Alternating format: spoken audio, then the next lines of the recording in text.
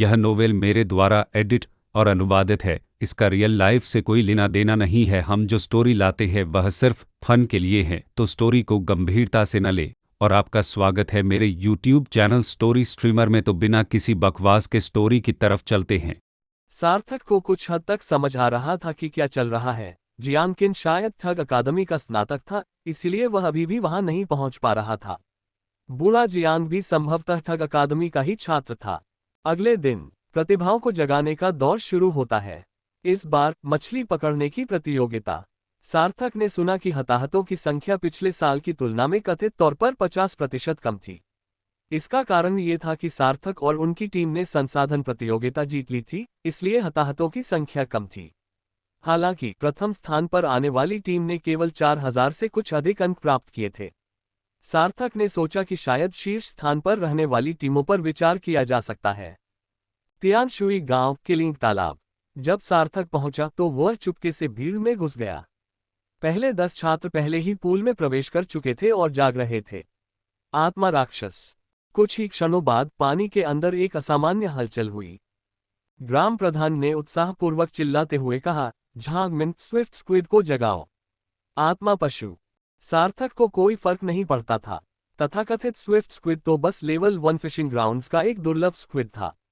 वह पहले इसे बहुत शानदार समझता था, लेकिन अब उसे कुछ भी महसूस नहीं होता था। चेन ही, जागृत बड़ा मांस कछुआ। झांग कांग, जागृत तंतुमय झींगा। ... जब आखिरी व्यक्ति बचा तो अचानक तालाब से कई पौधे उगाए। सार्थक की आंखें चमक उठी, आध्यात्मिक पौधा। लेकिन तभी ग्राम प्रधान ने उत्साहपूर्वक कहा, जू या आध्यात्मिक पौधे से जुड़े आध्यात्मिक पौधे की जागृति प्रतिभा के साथ, वह एक विलक्षण प्रतिभा है, एक सच्ची विलक्षण प्रतिभा। ग्राम प्रधान मूर्ति के नीचे खड़ा होकर शेखी बघार रहा था, जबकि सार्थक ने बस हल्के से सिर हिलाया। अब जब उन्होंने आध्यात्मिक पौधे को फंसा लिया है, तो अंतिम चरण के विकास का मार्ग लगभग तय हो चुका है। नियंत्रक के अलावा और क्या विकल्प है? पूल से बाहर आने के बाद जूया ने अपना हाथ उठाया और दर्शकों की ओर लहराया, लेकिन उसके चेहरे पर कोई मुस्कान नहीं थी। सार्थक छिपकर देख रहा था और मन ही मन सोच रहा था, बाद में मैं गांव के मुखिया से यह पूछने का मौका ढूंढूंगा कि जूया में क्या प्रतिभा है, वह युद्ध में कितना शक्तिशाली है और वह किस तरह का इंसान है। आखिर इस दुनिया में कई नियंत्रक हैं, लेकिन ठग अकादमी में केवल श्याम ही प्रवेश कर सकता है। क्या श्याम शक्तिशाली है? बिल्कुल, उसने द्वितीय स्तर के मत्स्य पालन क्षेत्र में महत्वपूर्ण योगदान दिया है। हालांकि उसकी युद्ध क्षमता अन्य 4 के जितनी अधिक नहीं है, लेकिन वह उनसे बहुत पीछे भी नहीं है। इसके अलावा वह नियंत्रण करने, हमला करने, बचाव करने और खतरे से बचने में माहिर है। कुल मिलाकर वह काफी शक्तिशाली है। अगले 100 कछुओं में से एक असाधारण कठोर खोल वाला कछुआ निकला, बिल्कुल वीरेंद्र प्रताप की तरह। हालांकि सार्थक ने इसे बहुत ही तुच्छ समझा। दूसरों के लिए वह एक अपवाद था, लेकिन उसके लिए वह महज एक दुर्लभ आत्मा प्राणी था, कोई खास बात नहीं। इसके बाद लगभग 3000 लोग एक साथ कुंड में उतरे। इस वर्ष आत्मा को जागृत करने वाला द्रव असामान्य रूप से प्रचुर मात्रा में था, इसलिए ग्राम प्रधान अधिक आश्वस्त था। हालांकि सार्थक एक के बाद एक साधारण आत्मा राक्षसों को प्रकट होते देखकर लगभग स्तब्ध रह गया, यहां तक कि कभी कभार एक तलवार मछली को जगाना भी उसे प्रभावशाली लगा। अंत में इन लोगों के बीच एक विलक्षण प्राणी प्रकट हुआ, एक युवक जिसने एक उत्परिवर्तित मकड़ी केकड़े को जगाया था। इसके अलावा लगभग आधे लोग साधारण मछली पकड़ने के मैदान से आए आत्मा राक्षस थे। सार्थक बस तमाशा देख रहा था, उसके आसपास के लोग चाहे जितना भी चिल्लाएं, उसने अपना सिर नीचे रखा और एक शब्द भी नहीं बोला। जब प्रतिभा जागृति का कार्यक्रम समाप्त होने वाला था, तो वह चुपचाप वहां से निकल गया, गांव के मुखिया के घर की ओर भागा, आंगन में एक कुर्सी पर लेट गया और लापरवाही से 2 बड़े स्ट्रॉबेरी निकाले और उन्हें खाने लगा। लगभग आधे घंटे बाद गांव का मुखिया 3 किशोरों के साथ घर लौटा। ग्राम प्रमुख, जू या आध्यात्मिक पौधों को जागृत करने की प्रतिभा हजारों में एक है। अपनी प्रतिभा को व्यर्थ मत जाने दो। इस बार मैं तुम्हारे लिए प्रथम अकादमी में आवेदन करूंगा। ... यांग क्यूई, तुम्हारा असामान्य मकड़ी केकड़ा अत्यंत दुर्लभ है, गुणवत्ता के मामले में आध्यात्मिक पौधे से भी श्रेष्ठ। हजारों में तुम अद्वितीय हो। हालांकि आध्यात्मिक शिरा उतनी प्रसिद्ध नहीं है, फिर भी मैं तुम्हें द्वितीय अकादमी में दाखिला दिला सकता हूं। जहां तक झाओ आन की बात है, पिछले साल के वीरेंद्र प्रताप ने कठोर खोल वाले कछुए को जागृत किया था और अब वह प्रथम अकादमी में अच्छा प्रदर्शन कर रहा है। मैं तुम्हें वहां दाखिला दिलाने की कोशिश करूंगा ताकि तुम्हारी देखभाल करने वाला कोई हो। जब गांव का मुखिया बोल रहा था, तभी वह अचानक रुक गया और उसने देखा कि कोई उसकी पसंदीदा कुर्सी पर लेटा हुआ स्ट्रॉबेरी खा रहा है और उसे देख रहा है। फुफकार, तुम वापस आ गए। सार्थक आलस से कुर्सी से उठा और मुस्कुराते हुए बोला, दादाजी ग्राम प्रमुख, बहुत दिनों बाद मिले। ग्राम प्रधान के चेहरे के भाव कई बार बदले। उसने सार्थक के कारनामों के बारे में सुना तो था, लेकिन उसने कभी उनकी कल्पना करने की हिम्मत भी नहीं की थी। उस समय चौथी अकादमी, जिसे मैं सबसे खराब मानता था, ने 5 असाधारण प्रतिभाओं को जन्म दिया था। अब ये बात सबको पता है। एजियोर सी एरिना की 100 मैचों की जीत का सिलसिला बिहाई टाउन से आगे निकल गया है। 3 महान अकादमियों के शीर्ष 100 छात्र, प्राथमिक स्तर के महान एंगलर बनाम उच्च स्तरीय महान एंगलर। इन सभी अनुभवों ने उन्हें गहराई से प्रभावित किया। इसलिए सार्थक को देखते ही ग्राम प्रधान के चेहरे के भाव में जबरदस्त बदलाव आ गया। ये लड़का मध्यम कक्षा के तीसरे वर्ष का छात्र है। आध्यात्मिक नस इतनी विकसित कैसे हुई? कुछ महीने पहले वह बिहाई शहर भी गया था और चौथी अकादमी में सार्थक से मिलने गया था। हालांकि चौथी अकादमी के बुजुर्ग ने बताया कि सार्थक प्रशिक्षण के लिए द्वितीय स्तर के मत्स्य पालन केंद्र गया है। ग्राम प्रधान आश्चर्यचकित रह गया। वे प्रशिक्षण के लिए द्वितीय स्तरीय मत्स्य पालन केंद्र में पहले ही चले गए। सार्थक चौथी अकादमी में कितने समय से है? यहाँ तक कि तीनों महान अकादमियां भी अपने शिक्षकों और छात्रों को प्रथम स्तरीय मत्स्य पालन केंद्र में ही प्रशिक्षण दे रही हैं, और वे द्वितीय स्तरीय मत्स्य पालन केंद्र में पहले ही चले गए। गांव के मुखिया के बगल में जूया और अन्य 2 लोग बड़ी उत्सुकता से सार्थक को देख रहे थे। अचानक झाओ आन ने पूछा, पिछले साल की मछली पकड़ने की प्रतियोगिता में आप पहले नंबर के विजेता थे, सार्थक। सार्थक हंसते हुए बोला, हाँ। आश्चर्यचकित हो, अप्रत्याशित। बाकी दोनों चुप रहे, लेकिन उनके मन में जिज्ञासा बनी रही। वे सोच रहे थे कि पिछले साल के चैंपियन दाओ अब कैसे होंगे। गांव का मुखिया थोड़ा हैरान था, तुम कब वापस आए? क्या तुम आज प्रतिभा जागृति समारोह देखने गए थे? सार्थक ने आलस्य से सिर हिलाया और लापरवाही से ग्राम प्रधान दाओ को एक स्ट्रॉबेरी देते हुए कहा, कुछ देर देखने के बाद क्या इस बार ये तीनों सबसे प्रतिभाशाली हैं? ग्राम प्रधान को शायद कुछ सूझा था, लेकिन सार्थक प्रतिभाओं की खोज में यहां आया है। ये तो बिल्कुल चौंकाने वाली खबर है। चौथी अकादमी ने अभी अभी अपना दांव जारी किया है, जिसने लगभग तीनों महान अकादमियों को पछाड़ दिया है। उनकी शक्ति को कम नहीं आंकना चाहिए। ग्राम प्रधान ने जल्दी से कहा, हाँ, उनके आत्मा प्राणी इस वर्ष के सर्वश्रेष्ठ हैं। हालांकि पिछले वर्ष की तुलना में इस वर्ष असाधारण शक्तियां कम हैं, फिर भी वे काफी उल्लेखनीय हैं। जूया को देखो, उसने आध्यात्मिक पौधे को जागृत किया। झाओ आन ने कवचधारी कछुए को जागृत किया। यांग क्यूई ने उत्परिवर्ती मकड़ी केकड़े को जागृत किया।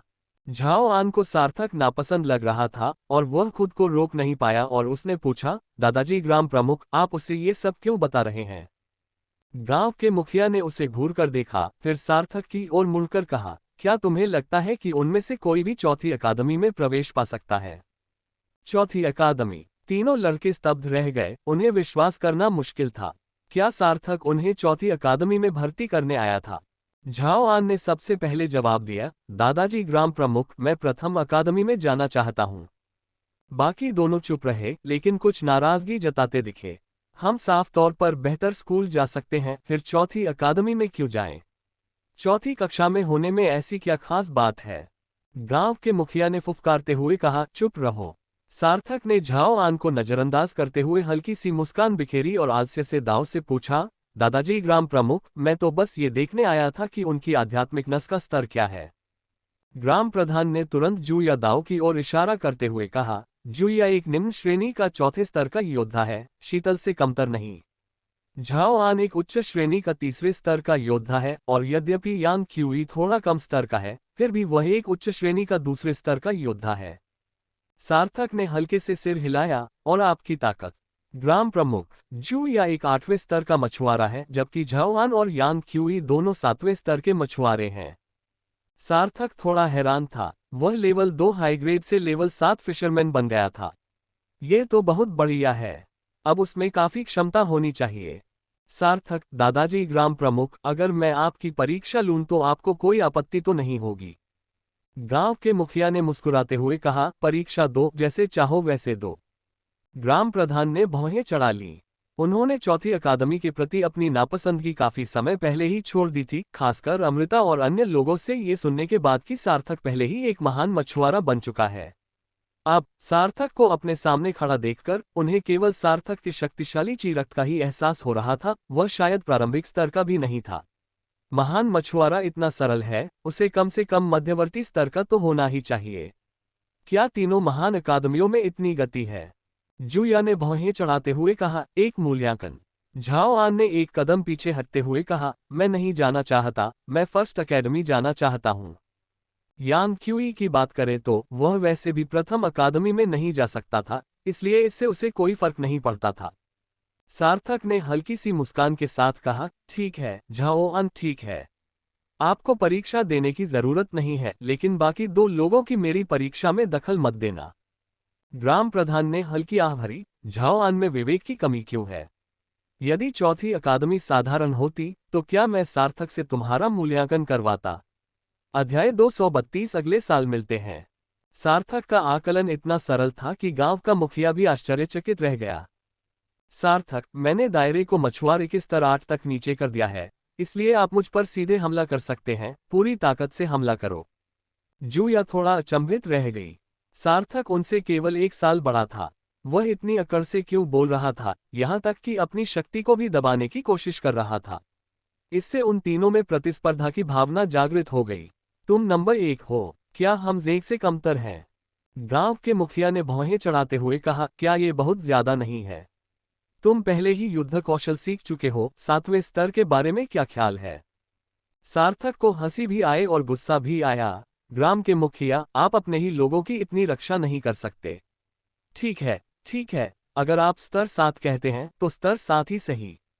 कुछ ही क्षण बाद जूया ने पहला कदम उठाया और 7वें स्तर के मछुआरे को अपने खिलाफ लड़ने के लिए उकसाया। क्या वह कभी उससे हारी थी? कुछ देर सोचने के बाद जूया ने अपनी छड़ी उठाई और अपनी सबसे शक्तिशाली आध्यात्मिक ऊर्जा का विस्फोट करते हुए उसे सार्थक की ओर फेंका। लेकिन सभी को आश्चर्यचकित करते हुए सार्थक ने बस थोड़ा सा अपना शरीर हिलाया, एक हाथ बढ़ाया और अपने हाथ में उत्पन्न आध्यात्मिक ऊर्जा के बल पर छड़ी पर प्रहार किया, जिससे वह जमीन पर गिर गई। झाओ आन और यान क्यूई ये देखकर दंग रह गए। क्या यह आदमी इतना कुशल था? इसने अपने कौशल से 7वें स्तर के मछुआरे को पराजित कर दिया था और अब भी ये लाठी से पलटवार करने की हिम्मत कर रहा है। सार्थक मुस्कुराया और बोला, अरे छोटी बच्ची, अपनी आध्यात्मिक ऊर्जा को इतनी जल्दी खत्म मत कर देना। जूया ने अपनी आंखें सिकुड़ी और अपने लंबे डंडे को पीछे की ओर धकेलते हुए वार किया। सार्थक ने अपने शरीर को थोड़ा सा हिलाया और आसानी से उससे बच गया। अपनी पूरी कोशिश के बावजूद जूया सार्थक के कपड़ों को छू भी नहीं सकी। सार्थक ने बड़ी आसानी से उसके हाथ से छड़ी छीन ली और उसे एक तरफ फेंक दिया। विलय, आध्यात्मिक पौधों के एक विशाल झुंड, एंटेंगलिंग स्पिरिचुअल प्लांट फ्यूजन, ने सार्थक को घेर लिया है और उस पर हमला कर दिया है। सार्थक ने सिर हिलाते हुए कहा, तुमने अभी अभी अवेकनिंग का इस्तेमाल किया है और तुम्हें अभी भी स्पिरिचुअल प्लांट का इस्तेमाल करना नहीं आता। यह मेरे लिए बेकार है। सार्थक ने अपनी छुरी निकाली और एक झटके में आध्यात्मिक पौधे के बड़े बड़े टुकड़े काट डाले।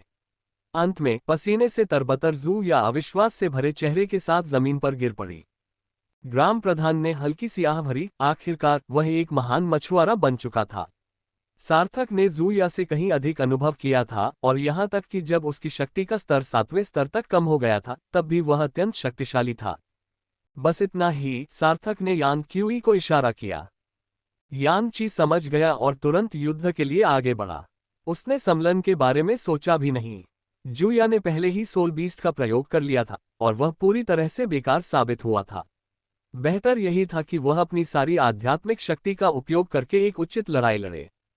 यान क्यूई ने भयंकर और आक्रामक ढंग से लड़ाई लड़ी, अक्सर सार्थक को पारस्परिक क्षति पहुंचाने का प्रयास किया, लेकिन सार्थक ने आसानी से उसके हमलों को चकमा दिया। कुछ क्षण बाद यान क्यूई भी जमीन पर बैठ गई और उसकी आध्यात्मिक ऊर्जा समाप्त हो गई। गांव के मुखिया ने तुरंत पूछा, कैसा है? सब ठीक है या नहीं? सार्थक ने लापरवाही से थपथपाया और 2 दांव आध्यात्मिक ची रेशम के धागे जूया और यानची के शरीर में प्रवेश कर गए। बाकी लोगों की हैरान निगाहों के सामने उन्होंने हल्के से सिर हिलाया, मानक के अनुरूप नहीं। गांव के मुखिया की आंखें नम हो गईं और उन्होंने आह भरते हुए कहा, ठीक है, अगर वे योग्य नहीं हैं तो नहीं हैं। इसे बस इतना समझो कि तुम उन्हें कुछ मार्गदर्शन दे रहे हो। हालांकि, सार्थक ने कहा, अगले महीने प्रवेश का मौसम है। तब तक वे अपनी प्रतिभाओं, स्पिरिट प्लांट और सोल बीस्ट से परिचित हो जाएंगे और वे चौथी अकादमी में फिर से कोशिश कर सकते हैं। बेशक अगर तब तक भी उनका यही हाल रहा तो ये बिल्कुल भी काम नहीं करेगा। साथ ही यानची की लड़ने की शैली आक्रामक है। मैं आपको उसे 3 महान अकादमियों में भेजने की सलाह नहीं देता। अगर वह जल्दी से एक मछुआरा बन जाए और 1 साल तक लेवल 1 फिशिंग ग्राउंड में प्रशिक्षण ले तो शायद अगले साल वह चौथी अकादमी में कोशिश कर सकता है। गांव के मुखिया की आंखें चमक उठीं, सचमुच। सार्थक, क्या मैं तुमसे झूठ बोलूंगा? लेकिन फिर भी मुझे व्यक्तिगत रूप से लगता है कि उसके परीक्षा पास करने की संभावना ज्यादा से ज्यादा 20% या 30% है। तुम तय करो कि क्या करना है। जूया और यांग क्यूई दंग रह गए। ये क्या बकवास है? क्या चौथी अकादमी सच में इतनी घमंडी है? उन्होंने इन्हें सीधे सीधे अस्वीकार कर दिया। ये तो इस साल तियानशुई गांव का गौरव है। ... गांव के मुखिया ने सार्थक को एक तरफ खींचकर पूछा, सार्थक, मुझे ईमानदारी से बताओ, ये चौथी अकादमी कितनी अच्छी है? सार्थक ने कंधे उचकाते हुए कहा, ये 3 महान अकादमियों से तो निश्चित रूप से बेहतर है। पुराने समय में चौथी अकादमी ने 36 शहरों में अपना दबदबा कायम किया और 1000 तारा नगरी के सभी प्रतिभाशाली छात्रों को कुचल दिया। आपका क्या विचार है? फुफकार। उस समय ग्राम प्रधान ने ऊर्जा का एक झोंका लिया, 36 कस्बों को पार किया और 1000 सितारा नगरी में प्रवेश कर गया। क्या ये वाकई इतना बड़ा चढ़ाकर बताया गया है? सार्थक हंसते हुए बोला, दादाजी, ग्राम मुखिया, मैं अब जा रहा हूँ। मैं बस यहाँ देखने आया था। अगर कुछ उपयुक्त मिला तो मैं ले लूंगा, अगर नहीं तो कोई बात नहीं। सार्थक जाने ही वाला था कि गांव के मुखिया ने जल्दी से दाव को पुकारा, 1 मिनट रुको। तुम किस तरह के वरिष्ठ हो? क्या तुम अपने कनिष्ठों से मिलते समय उपहार नहीं लाते? उनका उच्चतम स्तर केवल 8 मछुआरा है। वे अगले महीने तुम्हारी परीक्षा कैसे पास कर पाएंगे? सार्थक को हंसी भी आए और गुस्सा भी आया। तुम्हारा सुरक्षात्मक स्वभाव बिल्कुल नहीं बदला है। सार्थक ने पलटकर कहा, ठीक है, जो तुम कहो। बस इतना ही। सार्थक ने लापरवाही से हाथ हिलाते हुए 5 या 6 मीटर लंबी 2 रे मछलियों को जमीन पर गिरा दिया। सार्थक हंसते हुए बोला, देखो, हमने द्वितीय स्तर के मछली पकड़ने के मैदान में जो रे पकड़ी है, वह लगभग 30 स्तर की एक दुर्लभ मछली है। यह उनके लिए एंग्लर बनने के लिए काफी होनी चाहिए। ग्राम प्रधान अचंभित रह गया। सार्थक ने किस तकनीक का प्रयोग करके हवा से कोई चीज प्रकट कर दी? क्या ये कोई समुद्र को निगलने वाला शंख हो सकता है? ग्राम प्रधान ने हौंफते हुए कहा, सार्थक ने चौथी अकादमी में आखिर क्या क्या किया? उसके पास समुद्र को निगलने वाला शंख भी है। रुको, कुछ तो गड़बड़ है। अचानक गांव के मुखिया के चेहरे के भाव एकदम बदल गए। एक दुर्लभ प्राणी जो लगभग 30वें स्तर का है, तुम उसे पकड़कर खाने जा रहे हो? गांव के मुखिया ने भागते हुए सार्थक पर चिल्लाते हुए कहा, तू निकम्मा है। सार्थक वहां से चला गया। पीछे एक क्रोधित ग्राम प्रधान और 3 अचंभित किशोर रह गए। जूया को आखिरकार होश आया और उसने पूछा, दादाजी, ग्राम प्रमुख, वरिष्ठ सार्थक का क्या हुआ? ग्राम प्रधान ने गहरी आह भरी, चौथी अकादमी वैसी नहीं है जैसा आप सोचते हैं। यह एक विशिष्ट विद्यालय है। इसमें आज तक केवल 5 ही छात्र शामिल हुए हैं। लेकिन इन 5 ने 3 महान अकादमियों के कई कार्यक्रमों को भी पीछे छोड़ दिया है। और सार्थक अब उन 5 में से एक है। आप कल्पना कर सकते हैं कि इसका क्या अर्थ है? जूया और बाकी दोनों चौंक गए। ग्राम प्रमुख, क्या आप हमसे मजाक कर रहे हैं? 5 लोग 3 महान अकादमियों के प्रतिभाशाली शिष्य को हरा देंगे। ग्लग। यानकिन ने हिचकिचाते हुए पूछा, ग्राम प्रमुख, वरिष्ठ सार्थक ने किस क्षेत्र में कार्य किया? ग्राम प्रधान ने कुछ भी नहीं छिपाया, कम से कम एक मध्यम स्तर का महान मछुआरा। लेकिन 3 महान अकादमियों के विलक्षण प्रतिभावान को हराने के लिए उसकी वास्तविक शक्ति उच्च स्तर के महान मछुआरे या यहां तक कि शिखर ग्रैंड मछुआरे के स्तर तक पहुंच चुकी होगी।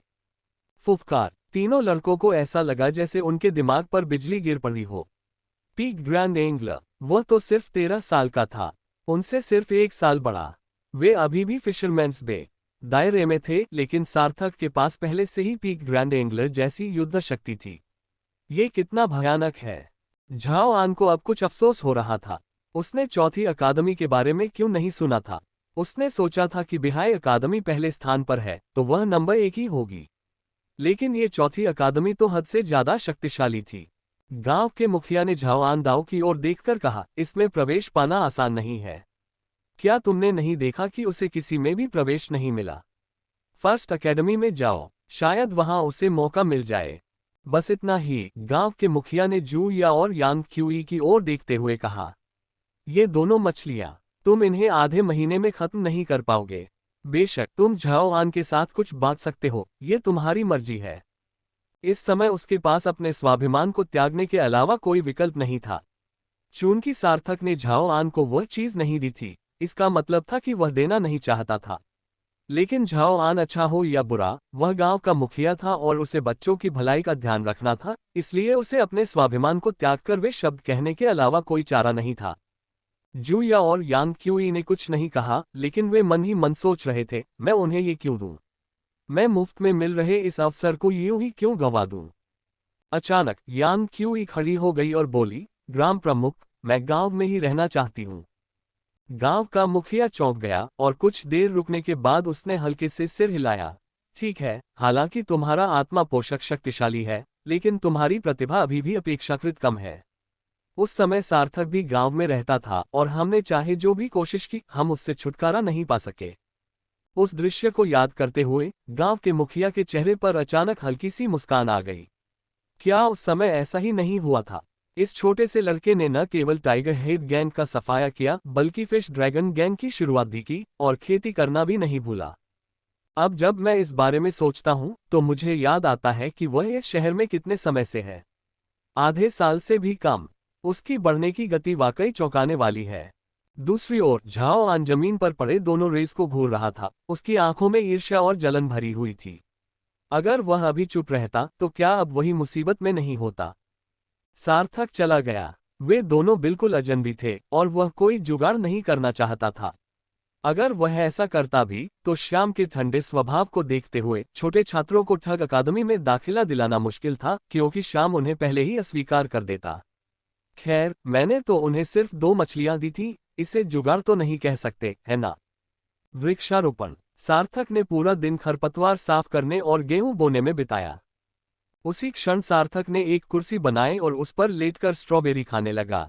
दादाजी, आप खुद गेहूं की देखभाल कर सकते हैं। पकने के बाद बीज निकाल लें, उन्हें पीसकर आटा बना लें और अब से आप खुद ही पकौड़ी बना सकते हैं। बूढ़े जियांग ने चिढ़कर कहा, मेरी पोती बाओ। सार्थक ने आंखें घुमाई। देखो तुम कितने आलसी हो। जब जियांग किन वापस लौटी तो खाना पहले से ही तैयार था। जियांग किन का पहला सवाल था, तो क्या कोई उपयुक्त व्यक्ति है? सार्थक ने सिर हिलाकर कहा, नहीं। जियांग किन ने सहमति में गुनगुनाया, उसे जरा भी परवाह नहीं थी। वह ठग अकादमी को अच्छी तरह जानती थी, अगर हर कोई वहां जा सकता तो ये बहुत सस्ता पड़ता। विषय बदलते हुए जियांग किन दाओ ने कहा, कल मेरे साथ बाहर चलो। अध्याय 233 सामान्य मछली पकड़ने का क्षेत्र। जब जियांग किन और बूढ़े जियांग बाहर गए, तो बूढ़े जियांग कुर्सी पर लेट गए, सार्थक की ओर एक नजर डाली और कुछ नहीं बोले। हालांकि सार्थक को लगा कि कुछ गड़बड़ है। सार्थक ने असमंजस में पूछा, छोटी बहन किन, हम कहाँ जा रहे हैं? जियांग किन ने शांत भाव से कहा, कुछ समय पहले कोई साधारण मछली पकड़ने के स्थान पर मछली पकड़ रहा था और गलती से समुद्र में एक बहुत बड़ी हरी कवच वाली मछली पकड़ ली। यह आमतौर पर एक सामान्य बात होती, लेकिन हरी कवच वाली मछली को ढकने वाले पत्थरों पर टूटी हुई नक्काशी थी। मैं जांच करने गया और पाया कि उस क्षेत्र में पाए जाने वाले जीव आमतौर पर काफी बड़े होते हैं, और मैंने भी टूटी हुई नक्काशी वाली कई हरी कवच वाली मछलियां पकड़ी। सार्थक का पहला ख्याल जहाज के मलबे वाले गड्ढे पर आया। उस गड्ढे में मछलियां बड़ी थीं, लेकिन ऐसा इसलिए था क्योंकि वहां कभी एक पवित्र झरना हुआ करता था, लेकिन अब वह सूख चुका है। सार्थक ने आश्चर्य से दाव से पूछा, छोटी बहन किन, तुम्हें और क्या मिला? जियांग किन, एक मुहर मिली। सार्थक चौंक गया। क्या ये रेन तियानफेई द्वारा छोड़ी गई पत्थर की पट्टिका हो सकती है? सार्थक ने सावधानी से दाव से पूछा, कौन सी मुहर? जियांग किन, वहां पहुंचकर तुम्हें पता चल जाएगा। मैंने कोशिश की, लेकिन मैं उस रहस्य में प्रवेश नहीं कर सका। शायद मैं बहुत शक्तिशाली हूं, अगर मैं जबरदस्ती अंदर घुसने की कोशिश करूं तो मैं सीधे उस छोटे से रहस्य लोक को नष्ट कर दूंगा। सार्थक ने पलकें झपकाईं, तो क्या मैं अंदर जा सकता हूं? जियांग किन ने अपना सिर थोड़ा हिलाया, मुझे नहीं पता। ये संभव होना चाहिए। सार्थक ने आश्चर्य से पूछा, क्या ऐसा हो सकता है कि दाव, हमें उस व्यक्ति के बारे में कोई सुराग मिल गया हो जिसकी आप तलाश कर रहे हैं? क्या वह उस सीलबंद इलाके में है? जियान किन ने अपना सिर थोड़ा हिलाया। नहीं, यह मोहर थोड़ी कमजोर है, वह यहाँ फंस नहीं पाएगा। सार्थक ने पलकें झपकाईं, मानो इस बात से सहमत हो गया हो कि अगर यह कोई जहाज दुर्घटना थी तो रिन तियानफे अकेले ही 1000 स्टार सिटी को नष्ट करने के लिए दृढ़ संकल्पित था। अगर यह कोई जहाज दुर्घटना थी तो रोकथाम के उपाय कमजोर नहीं होंगे। सार्थक, क्या हमें अभी उसे ढूंढने जाना चाहिए? जियान किन ने हल्की सी आह भरी। ये जगह उसे बंदी बनाकर तो नहीं रख सकती, लेकिन यहाँ सुराग जरूर मिल सकते हैं। उसके तियानशुई गांव में आने का कोई कारण जरूर रहा होगा और हम उसी कारण का पता लगाने के लिए यहाँ आए हैं। सार्थक की निगाहें चारों ओर दौड़ गईं। अरे छोटी बहन किन, ये कौन है? क्या ये तुम्हारा प्रेमी है? स्मैक। जियान किन ने सार्थक की ओर आंखें घुमाते हुए कहा, सारे सवाल तो तुम ही पूछते हो। सार्थक, अरे एक मिनट रुको बहन किन। क्या होगा अगर उसके अंदर कोई ऐसा प्राणी हो जो महान मछुआरे को पल भर में मार सके? जियान किन ने सिर हिलाते हुए कहा, नहीं। मैंने एक 40वें स्तर का जीव पकड़ा और पाया कि मैं उसे अंदर नहीं डाल सकता। फिर मैंने 36वें स्तर की सफेद हड्डी वाली मछली पकड़ी और उसे अंदर डाल दिया। इसका मतलब है कि यह मोहर एंगलर से नीचे के स्तरों को प्रवेश करने की अनुमति देती है। सार्थक को हंसी भी आए और झुंझलाहट भी, लेकिन मैं तो सिर्फ एक मध्यम स्तर का महान मछुआरा हूं। जियान किन ने गंभीरता से सार्थक की ओर देखा। मुझे पता है कि तुम द्वितीय स्तर के मछली पकड़ने के मैदान में कई खतरनाक जगहों पर जा चुके हो, दाओ। यकीन मानो, ये जगह उन जगहों से ज्यादा खतरनाक नहीं हो सकती। सार्थक ने उलझन में पूछा, आप दाव को कैसे जानते थे? जियान किन ने सार्थक की ओर 2 बार पलकें झपकाईं। सार्थक अवाक रह गया। छोड़ो, मैं अब और नहीं पूछूंगा। ये निराशाजनक है, अब कोई रहस्य नहीं बचा है। ऐसा लगता है जैसे उसे सब कुछ पता है। वह हर दिन लीकोन बंदरगाह पर काम करती है, फिर भी वह हर तरह की चीजों के बारे में आश्चर्यजनक रूप से अच्छी तरह से जानती है। हालांकि सार्थक ऐसी लड़ाई लड़ने को तैयार नहीं था जिसमें उसकी जीत पक्की न हो। अगर वाकई जहाज डूबा था तो वह सीधे अंदर जा सकता था, उस क्षेत्र में प्रवेश कर सकता था, उच्च स्तरीय महान मछुआरे तक पहुंच सकता था और फिर बस कह सकता था कि अंदर थोड़ी सी आध्यात्मिक ऊर्जा है। अगर यह जहाज के मलबे का गड्ढा नहीं होता तो अंदर प्रवेश करने के बाद सबसे पहले उच्च स्तरीय महान मछुआरे तक पहुंचने का प्रयास किया जाता ताकि अपनी अजेयता सुनिश्चित की जा सके। ये बात समझ आने पर सार्थक का डर खत्म हो गया। उसके पास खुद को बचाने के और भी तरीके थे। अगर सब कुछ विफल हो जाए तो क्या वह पहली बार अंदर जाते समय आकाश पृथ्वी को शुद्ध करने की कोशिश कर सकता था? मछली पकड़ने वाली नावें समुद्र में जाती हैं।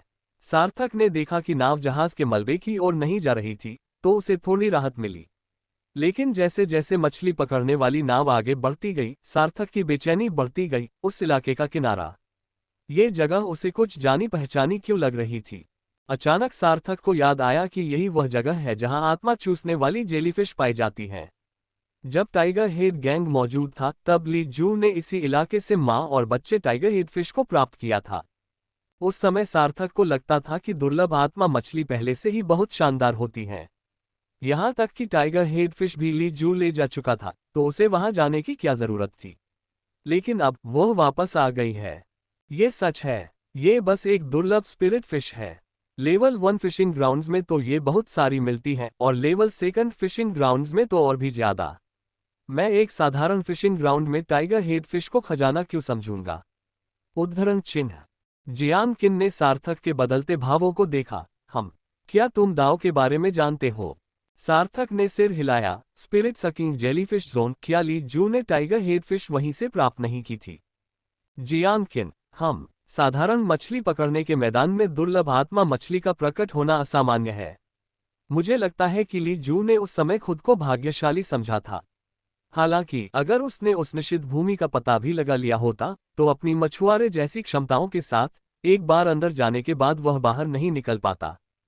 सार्थक ने सिर हिलाया। अगर जियान किन की बात सच थी तो वाकई सच थी। उस समय तो वह सिर्फ एक मछुआरा था। अगर उसे वह जगह मिल भी जाती तो क्या वह सच में वहां से निकल पाने की उम्मीद कर सकता था?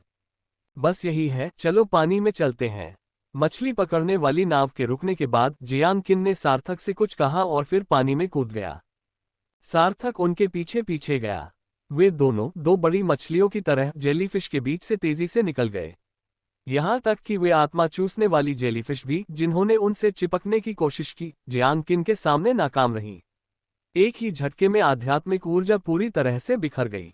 दोनों बहुत तेजी से आगे बढ़े और कुछ ही सांसों में वे समुद्र तल तक पहुंच गए। ये समुद्र तल काफी साधारण दिखता है, जिसमें कुछ नंगी चट्टानें हैं और बहुत कम मूंगे हैं, केवल कुछ मृत सफेद मूंगे की चट्टानें ही बची हैं। समुद्र तल पर घोंघों का एक समूह उछल कूद कर रहा था, जिनमें से कुछ सार्थक और उसके साथी को चुभने की कोशिश कर रहे थे। हालांकि जियान किन ने उन्हें लापरवाही से दूर धकेल दिया और एक लहर उन्हें बहा ले गई। सार्थक ने चारों ओर देखा, बहन किन कहाँ है? जियान किन धीरे धीरे किनारे की ओर तैरती हुई गई। कुछ मिनट बाद दोनों एक विशाल क्षेत्र में पहुंचे जो समुद्री शैवाल से ढका हुआ था, जिसके नीचे बिखरी हुई चट्टानें थीं। कभी कभी चट्टानों के नीचे से समुद्री लताएं उगाती हैं। जियान किन ने दाव को अपनी आवाज सुनाई। समुद्री फन सामान्य मछली पकड़ने के क्षेत्रों में पाया जाने वाला एक आम पानी के नीचे का आध्यात्मिक पौधा है, ये कीमती नहीं है। जियान किन ने लापरवाही से एक हरी बेल की पत्ती को हटाया और उसके बगल में मौजूद समुद्री लताएं बेतहाशा उसकी ओर बढ़ीं और उसे जकड़ने की कोशिश करने लगीं।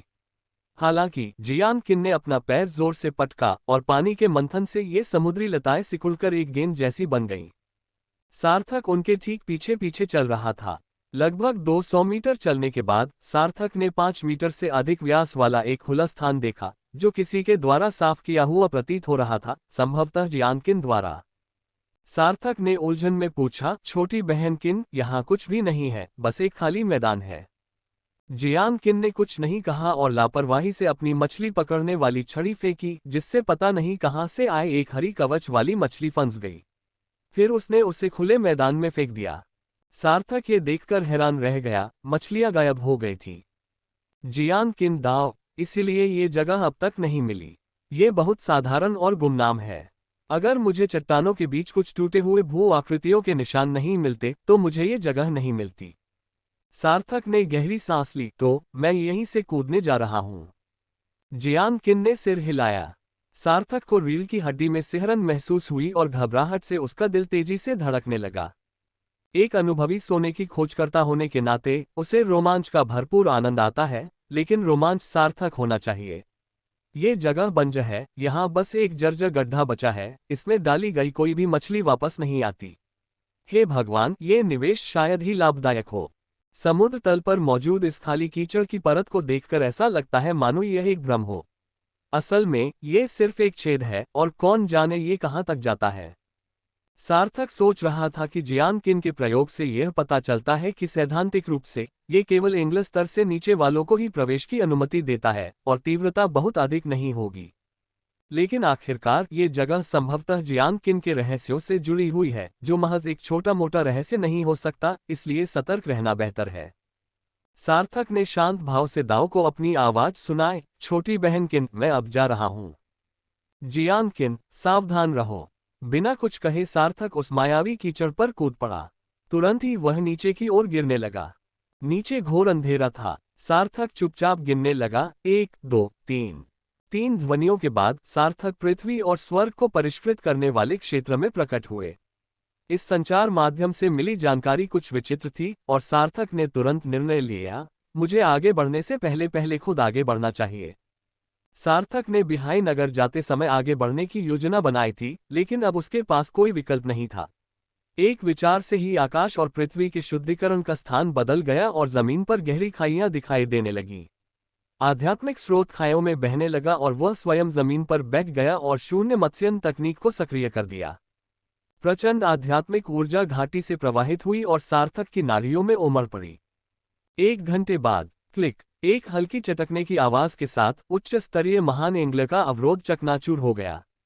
ठीक उसी क्षण आध्यात्मिक ऊर्जा उसके शरीर में और भी तेजी से प्रवेश कर गई और देखते ही देखते सार्थक की शक्ति में जबरदस्त उछाल आया। 3 घंटे से अधिक समय बाद सार्थक अंततः high level great angle peak पर पहुंचा। सार्थक उठा, शरीर को अंगड़ाई दी और अपनी आंतरिक ऊर्जा में वृद्धि महसूस की। मध्यवर्ती स्तर से उन्नत स्तर तक उसकी समग्र शक्ति में लगभग 20% की वृद्धि हुई थी। अध्याय 234 समुद्र को शांत करने का आरेख। सार्थक को भी जाने की जल्दी नहीं थी, उसे इस बात से कोई आपत्ति नहीं थी कि जियानकिन कुछ और दिनों तक बाहर इंतजार करे। अपनी जान जोखिम में देखकर सार्थक ने तुरंत 108 पथों की आध्यात्मिक शक्ति युद्ध शरीर को अवशोषित करना का अभ्यास शुरू कर दिया। कुछ दिनों बाद, शायद इसलिए कि सार्थक लंबे समय से इस साधना तकनीक का अभ्यास कर रहा था, उसे अचानक अपने शरीर के सभी स्पर्श बिंदुओं में खिंचाव महसूस हुआ। ऐसा लगा मानो इन स्पर्श बिंदुओं ने पहले से ही साजिश रची हो और उनसे प्रवाहित होने वाली शक्ति अचानक थोड़ी बढ़ गई, हालांकि बहुत ज्यादा नहीं, लेकिन लगभग आधा प्रतिशत। इस समय सार्थक को हल्का सा एहसास हो रहा था कि आध्यात्मिक ऊर्जा के छोटे छोटे कण धीरे धीरे घाटियों से उसकी त्वचा के माध्यम से उसके शरीर में प्रवेश कर रहे हैं। ऐसा पहले कभी नहीं हुआ था। वाह, छोटी सी उपलब्धि! सार्थक हौंफ उठा। जब से उसने शरीर को मजबूत बनाने वाले 108 अध्याय का अभ्यास शुरू किया था, तब से वह इस साधना तकनीक का इस्तेमाल अपने शरीर को मजबूत बनाने के लिए कर रहा था। हालांकि बाद में उसने आत्मा को सोखने वाले युद्ध शरीर के 108 मार्ग का पता लगा लिया था, फिर भी उसे कोई छोटी उपलब्धि हासिल नहीं हुई थी, कम से कम शरीर द्वारा मुक्त आध्यात्मिक ऊर्जा को सोखने के मामले में तो नहीं। लेकिन अब वह सफल हो गया। यह अप्रत्याशित था, या शायद यह एक स्वाभाविक प्रगति थी। आंकड़ों को देखिए। स्वामी सार्थक, रैंक लेवल 29, उच्च स्तरीय महान मछुआरा। आध्यात्मिक ऊर्जा 122,561, 2799। आध्यात्मिक नस स्तर 4, उच्च श्रेणी। जन्मजात आत्मा जीव जुड़वा यिन यांग आत्मा निगलने वाली मछली स्तर 23। हथियार नीले समुद्र में तैरते ड्रैगन की तलवार। साधना तकनीक में विशेषज्ञता शून्य मत्स्यन तकनीक का अध्याय 3, जिसका शीर्षक है जल शिरा नियमावली, आत्मा स्तर दिव्य श्रेणी। ... सार्थक ने अनजाने में पलकें झपकाईं। इस बार आध्यात्मिक ऊर्जा का स्तर काफी बढ़ गया था। आध्यात्मिक ऊर्जा का स्तर लगभग 2800 था। बस यही आखिरी बिंदु बॉटलनेक तक पहुंचने के लिए काफी था। इस बिंदु पर सार्थक ने पाया कि उसकी आध्यात्मिक ऊर्जा की सीमा लगभग अन्य सभी की तुलना में दोगुनी थी। इसका क्या अर्थ था? इसका अर्थ था कि उसकी शारीरिक सहनशक्ति दूसरों की तुलना में दोगुनी थी, और इसका ये भी अर्थ था कि उसकी मेरिडियन लचीलापन, विस्तार और शारीरिक शक्ति एक सामान्य उच्च स्तरीय महान एंग्लर की तुलना में दोगुनी थी।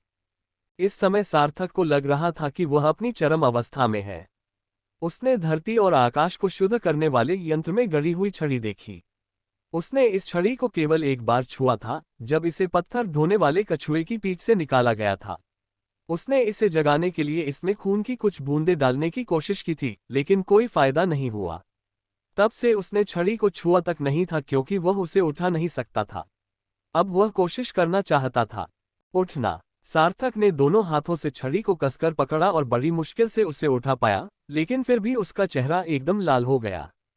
टकराना। Whoosh whoosh whoosh. सार्थक ने हार मान ली। यह अब भी बहुत भारी था, वह इसे उठा ही नहीं पा रहा था। आपको समझना होगा, दाव के पास अब कम से कम 8000 से 10,000 जिन की शक्ति है, फिर भी वह इसे उठा नहीं सका। यह तो सोने की गदा से भी भारी है। वह सोने की गदा को शायद 2-3 बार चला सकता है, लेकिन इसे उठा भी नहीं सकता। ठीक है, तुम अभी यहीं रह सकते हो। जब मैं मछुआरा बन जाऊंगा तो मैं तुम्हें आग जलाने के लिए इस्तेमाल करूंगा। सार्थक ने दोबारा कोशिश नहीं की। इसके बजाय उसने गहरी सांस ली और एक विचार के साथ अंधेरे में प्रकट हो गया। शरीर अभी भी नीचे गिर रहा था, लेकिन केवल 5 या 6 सांसों के बाद वह तल तक पहुंच गया। टकराना। सार्थक को नहीं पता था कि दाव ने किस चीज को तोड़कर रख दिया था, लेकिन वह बस एक धमाके के साथ अंदर घुस गया। लकड़ी का एक टुकड़ा। सार्थक ने अपने पैरों के पास पड़े मलबे को उठाया और महसूस किया कि उसने सड़ी हुई लकड़ी के एक टुकड़े को तोड़ दिया था। लकड़ी पर लगभग फीके पड़ चुके रंग के कुछ निशान बचे थे। अरे, लकड़ी का ये टुकड़ा तो बहुत कमजोर है, इसे ऐसा नहीं होना चाहिए। सार्थक ने चारों ओर देखा। यह एक बहुत बड़ा कमरा था, शायद 100 वर्ग मीटर से भी अधिक, जिसमें सजावट की वस्तुएं फर्श पर बेतरतीब ढंग से बिखरी हुई थीं, जो अब काई से ढकी हुई थीं। आसपास की दीवारें कई खूबसूरत भित्ति चित्रों से सजी हैं। अंदर के फर्नीचर की बात करें तो कुछ झुके हुए हैं, जबकि कुछ जर्जर हालत में हैं। दरअसल इस कमरे की दीवारों में कई दरारें हैं, जिनके माध्यम से दूसरे कमरों में झांका जा सकता है। एक कमरा। मैं सीधे समुद्र से निकलकर एक कमरे में आ गया। सार्थक जल्दी से बाहर नहीं भागा, इसके बजाय उसने आसपास खोजना शुरू कर दिया। लेकिन जैसे ही उसने खोजना शुरू किया उसे पता चला कि कमरे में तोड़फोड़ हुई थी। कई सड़े हुए लकड़ी के बक्से खुले हुए थे और एक संदूक भी खुला हुआ था। कोई यहाँ कुछ ढूंढने आया था। सार्थक ने भौहें चढ़ाईं। वह क्या ढूंढ रहा था? प्रवेश द्वार पर मुहर क्यों लगी थी?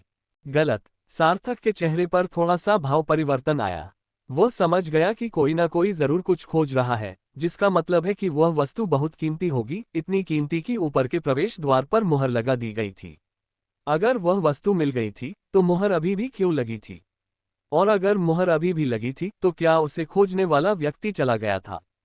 सार्थक तनावग्रस्त हो गया। उसकी मानसिक इंद्रियां आसपास के वातावरण का जायजा लेने लगी। उसने अपनी दोनों तलवारें निकाली और दरवाजे की ओर जाने वाले रास्ते पर चल पड़ा। उसे कुछ भी खोजने की जल्दी नहीं थी, उसके लिए यह पता लगाना ज्यादा महत्वपूर्ण था कि वह कहाँ है। दूसरा कमरा अभी भी अस्त व्यस्त था, सामान इधर उधर बिखरा पड़ा था। कोने में एक लंबी चौड़ी कुर्सी रखी थी। हालांकि पिछले कमरे के विपरीत सार्थक को यहाँ युद्ध के निशान दिखाई दिए। दीवार में एक बड़ा छेद था जो सीधे बाहर की ओर खुलता था। सार्थक दौड़कर वहां पहुंचा और बस एक नजर डालते ही उसका दिल धड़क उठा। एक जहाज। यह एक विशाल जहाज है। इसकी चौड़ाई ही लगभग 100 मीटर है। सार्थक ने अभी तक इसकी लंबाई नहीं देखी है, लेकिन यह निश्चित रूप से 500 मीटर से कम नहीं होगी। इतना बड़ा जहाज साधारण मछली पकड़ने के स्थान पर कैसे पहुंच गया? क्यों? डेक पर युद्ध के अनेक निशान थे। सार्थक ने डेक पर जगह जगह चाकू के निशान देखे, साथ ही उसने पूरे जहाज के ढांचे पर फैले छोटे छोटे छेदों की एक श्रृंखला भी देखी। सार्थक बिल्कुल भी विचलित नहीं हुआ। यहाँ किसी ने किसी रहस्यमयी जीव से लड़ाई की थी। ये छोटे छोटे छेदों से ज्यादा पैरों के निशान जैसे लग रहे थे। ऐसे बारीक पैरों के निशान सिर्फ केकड़े और मिलीपीड ही छोड़ सकते थे। लेकिन केकड़े तो अगल बगल रेंगते हैं, तो ये तो हो ही नहीं सकता। इसलिए यह जरूर कोई बड़ा कीड़ा होगा, जैसे सैंडवर्म। सार्थक और भी सतर्क हो गया। उसे सील को हटाने का कोई रास्ता ढूंढना ही था, वरना यहाँ वहां भटकते हुए दाव को किन किन खतरों का सामना करना पड़ सकता था, ये वह नहीं जानता था। संदेह से भरा सार्थक ये नहीं जानता था कि दाव क्या खोज रहा है, लेकिन उसे लगा कि इसे आसानी से नष्ट नहीं किया जा सकता। फिर सार्थक के माथे पर एक चमक आए और लिटिल ब्लैक और लिटिल व्हाइट प्रकट हुए। सार्थक ने लिटिल व्हाइट के सिर पर थपथपाते हुए कहा, लिटिल व्हाइट, क्या तुम्हें यहाँ कुछ खास महसूस हो रहा है? कुछ आध्यात्मिक ऊर्जा जैसा? लिटिल व्हाइट ने अपनी मछली जैसी आंखें झपकाईं, एक बार चक्कर लगाया और फिर सीधे तैरकर चली गई। सार्थक बेहद खुश था। देखो, शियाओबाई का साथ होना कितना बड़ा फर्क डालता है। वह तो मानो खजाना ढूंढने का माहिर है। लेकिन जब सार्थक ने देखा कि उस छोटे से सफेद लड़के को क्या मिला है, तो वह दंग रह गया। यह क्या था? जेड स्लिप का एक टुकड़ा। सार्थक ने तुरंत जेड स्लिप उठाए, उसमें स्पिरिचुअल चीट टाइप किया और फिर उसे एक कॉम्बैट स्किल दिखाई दी। हम दोहरी तलवारें, स्पिरिट रैंक, निम्न श्रेणी का युद्ध कौशल। कैसा बेकार युद्ध कौशल! सार्थक इसे फेंकने ही वाला था कि उसने अपना विचार बदल दिया। हालांकि उसे इसकी जरूरत नहीं थी, फिर भी यह एक स्पिरिट रैंक की वस्तु थी। एक युद्ध कौशल। फिश ड्रैगन गैंग के सदस्यों की शक्ति बढ़ाना एक अच्छा विचार लगता है। उसने तुरंत इस युद्ध कौशल को स्वर्ग और पृथ्वी को परिष्कृत करने में जोड़ दिया। लिटिल व्हाइट, क्या तुम कुछ और महसूस कर सकती हो? कुछ भी अलग? तुम 7-8 जगहों पर तलाशी लेने के बाद सार्थक लगभग अवाक रह गया। कितना घटिया जहाज है! इतना बड़ा जहाज, क्या दाव के पास एक भी अच्छी चीज नहीं है? सिर्फ 7-8 उच्च श्रेणी के मोती, उनका क्या उपयोग? इस बार लिटिल व्हाइट तेजी से अंदर की झोपड़ी की ओर दौड़ा और एक सड़ी हुई लकड़ी की दीवार की ओर अपनी पूंछ हिलाई। ओम! सार्थक का चेहरा खुशी से चमक उठा और उसने तुरंत सड़ी हुई लकड़ी के तख्ते को खोल दिया। वाकई उसके अंदर कुछ और था। तख्ते के पीछे एक खूबसूरत लकड़ी का बक्सा था। समय कितना बीता था ये तो पता नहीं था, लेकिन बक्से से अब भी हल्की हल्की आध्यात्मिक ऊर्जा निकल रही थी। एक आम इंसान इसे कभी नहीं खोज पाता। लकड़ी के बक्से पर जटिल समुद्री शैवाल के पैटर्न और विचित्र आरेख उकेरे गए हैं और उस पर 3 शब्द लिखे हैं। समुद्र को शांत करने वाला आरेख। समुद्री शांति का आरेख। सार्थक को दाव के समुद्र शांत करने वाले आरेख का अर्थ नहीं पता था, लेकिन अगर इसका शाब्दिक अर्थ ही सही था तो यह वाकई बेहद प्रभावशाली था। समुद्र शांत करने वाला आरेख जैसी कोई चीज इतनी सरल तो नहीं हो सकती है ना? यहाँ तक कि समुद्र शांत करने वाली सुई भी समुद्र को शांत कर सकती है। सार्थक ने उसे खोलने की कोशिश की, लेकिन डिब्बा सील बंद था और बाहर से नहीं खुल सकता था। वह डिब्बे को तोड़कर खोलने ही वाला था, लेकिन फिर उसने सोचा, अगर टूट गया तो क्या होगा। बेहतर होगा कि वह इसे अभी अपने पास ही रखे। जैसे ही सार्थक ने डिब्बा एक तरफ रखा, लिटिल ब्लैक अचानक बाहर निकल आया। छोटे काले, तुम फिर से इस तरह क्यों भाग रहे हो? टकराना। बाहर तेज गड़गड़ाहट हुई, उसके बाद रेंगने की आवाज सुनाई दी। सार्थक के चेहरे के भाव में तुरंत थोड़ा बदलाव आया और उसके चारों ओर एक प्रेरणा की चमक दिखाई दी, जिससे श्रिम्प राइजेस टू हेवन प्रकट हुआ। श्रिम्प राइजेस टू हेवन जमीन पर मुक्का मारने ही वाला था कि सार्थक ने उसे लात मार दी, जिससे वह लड़खड़ा गया। तुम तमीज से पेश आओ। बाहर तुम्हारे जैसे लोग हो सकते हैं। चलो बाहर जाकर देखते हैं। अध्याय 235 आत्मा को सोखने वाला कनखजूरा। सार्थक और श्रिम्प राइजेस टू हेवन एक के बाद एक बाहर निकल आए। लिटिल ब्लैक सबसे ज्यादा शरारती कुत्ता है, लड़ाई शुरू होते ही सबसे पहले कूद पड़ता है। इसीलिए वह दूसरों को दिखाई नहीं देता, लेकिन अगर कोई उसे देख ले तो सबसे पहले उसी से निपटेगा। जैसे ही सार्थक बाहर आया, उसने देखा कि लगभग 20 मीटर लंबा एक काला कनखजूरा डेक पर रेंग रहा था, जबकि लिटिल ब्लैक उसके सिर के ऊपर था। उसका मुंह चौड़ा खुला हुआ था, मानो वह उसे काटने ही वाला हो। लिटिल ब्लैक कब? सार्थक अवाक रह गया। उसे केवल कनखजूरे के सिर पर चिंगारियां चमकती दिखाई दी, जिससे वह अनायास ही कांप उठा। लिटिल ब्लैक का काटना कितना शक्तिशाली था! कोई अतिशयोक्ति नहीं, ये खानों से लेकर धातुओं तक कुछ भी खा सकता था। लेकिन इस विशाल कनखजूरे के सिर को काटने पर केवल चिंगारियों की बौछार हुई, जिससे पता चलता है कि इसका बाहरी कवच कितना कठोर होगा। मुझे विशालकाय कनखजूरे के बारे में जानकारी याद आ गई। नाम आत्मा अवशोषक कनखजूरा। परिचय एक कनखजूरा जो लंबे समय से एक निषिद्ध भूमि में निवास कर रहा है। अंधकार में सील में लंबे समय तक रहने के कारण इसमें आध्यात्मिक ऊर्जा की गंभीर कमी हो गई है, और समय के साथ यह एक आत्मा चूसने वाले कनखजूरे में परिवर्तित हो गया है। यह स्वतंत्र रूप से मुक्त आध्यात्मिक ऊर्जा को अवशोषित कर सकता है, और प्रत्येक हमले के साथ यह अपने शत्रुओं की आध्यात्मिक ऊर्जा को अवशोषित करता है। यह आत्मा चूसने वाले मोतियों का संवर्धन करता है, जिनका सेवन करने से साधना तकनीक में वृद्धि होती है। साधना और आध्यात्मिक ऊर्जा में परस्पर संबंध है। रैंक 37, गुणवत्ता सर्वोच्च श्रेणी, आध्यात्मिक ऊर्जा से भरपूर 4448 अंक। उपभोग के प्रभाव उपभोग के लिए नहीं। संग्रहणीय वस्तु आत्मा अवशोषण मन का। अवशोषक। सार्थक अवाक रह गया। लेवल 37। यह न केवल उससे 8 लेवल ऊपर था, बल्कि एक दुर्लभ प्राणी भी था, और वह भी बहुत खास, जिस पर सर्वोच्च श्रेणी लिखा हुआ था। फुफकार। फिर श्रिम्प राइज टू हेवन एक जोरदार आवाज के साथ विशालकाय कनखजूरे की ओर दौड़ा। लेकिन श्रिम्प राइज टू हेवन कितना बड़ा था! आत्मा को सोखने वाला वह कनखजूरा कितना बड़ा था! धिक्कार है! झींगा स्वर्ग की ओर बढ़ता है, वापस यहां आओ। जब से श्रिम्प राइज टू हेवन ने बैंगनी पूंछ वाले बिच्छू राजा से लड़ाई की है, तब से उसने किसी दूसरे उच्चतर प्राणी से मुकाबला नहीं किया है। यह आत्मा चूसने वाला कनखजूरा साधारण प्राणी जैसा नहीं दिखता। क्या श्रिम्प राइज टू हेवन अब इसका सामना कर पाएगा? फिर श्रिम्प राइजेस टू हेवन ने अपना पिछला हिस्सा हिलाया और झपट्टा मारा। आत्मा चूसने वाला कनखजूरा लिटिल ब्लैक को न देख पाने के कारण श्रिम्प राइजेस टू हेवन को देखकर क्रोधित हो गया, जो उससे बहुत छोटा था। इतने छोटे जीव की हिम्मत कैसे हुई मुझ पर हमला करने की? दस्तक दस्तक। जैसे ही दोनों तंतु एक दूसरे के करीब पहुंचने वाले थे, श्रिम्प राइज टू हेवन ने बिजली की गति से 2 शक्तिशाली हथौड़े जैसे प्रहार किए। हमले के क्षण में सार्थक मुश्किल से ही श्रिम्प राइज टू हेवन के फैले हुए अंगों की धुंधली छवि देख पाया। 2 जोरदार धमाकों के साथ लगभग 20 मीटर लंबी कनखजूरा टक्कर से लुढ़क गई। वह शायद पूरी तरह से अचंभित थी, सोच रही थी, यह क्या था? मैंने कुछ किया भी नहीं, और मुझे पहले ही 2 बार घूंसा पड़ गया। सार्थक ने गहरी सांस ली। उसका कवच जैसा कठोर आवरण श्रिम्प राइज टू हेवन के प्रहार से पल भर में 2 बड़े टुकड़ों में चूर चूर हो गया। श्रिम्प राइज टू हेवन ने इस मौके का फायदा उठाते हुए उस पर झपट्टा मारा और 2 और जोरदार मुक्के बरसाए। यह शायद हमले से स्तब्ध रह गया था, इसने पहले कभी ऐसे कठोर प्राणी का सामना नहीं किया था। इसने तुरंत अपने लगभग 20 मीटर लंबे शरीर को घुमाया, मानो श्रिम्प राइजेस टू हेवन को फंसाने की कोशिश कर रहा हो। सिसल। इसी प्रकार जब असंख्य कनखियों के पंजे श्रिम्प राइजेस टू हेवन के खोल से रगड़े गए तो लपटें फूट पड़ी, जिससे सार्थक का दिल घबरा गया। तादा। श्रिम्प राइज टू हेवन न केवल दुश्मनों पर हमला करता है बल्कि इसके दो रस्सियों से उतरने वाले अंगों के सबसे ऊपरी सिरे वास्तव में हुक होते हैं। श्रिम्प राइज टू हेवन एक प्रार्थना करने वाले कीड़े में परिवर्तित हो गया, जिसके दो पंजे सीधे स्पिरिट सकिंग सेंटीपीड के शरीर में घुस गए। साथ ही उसकी 7 पूंछें 7 लंबे चाबुक की तरह सेंटीपीड पर जोरदार प्रहार करने लगी। हालांकि सार्थक का चेहरा तुरंत बदल गया।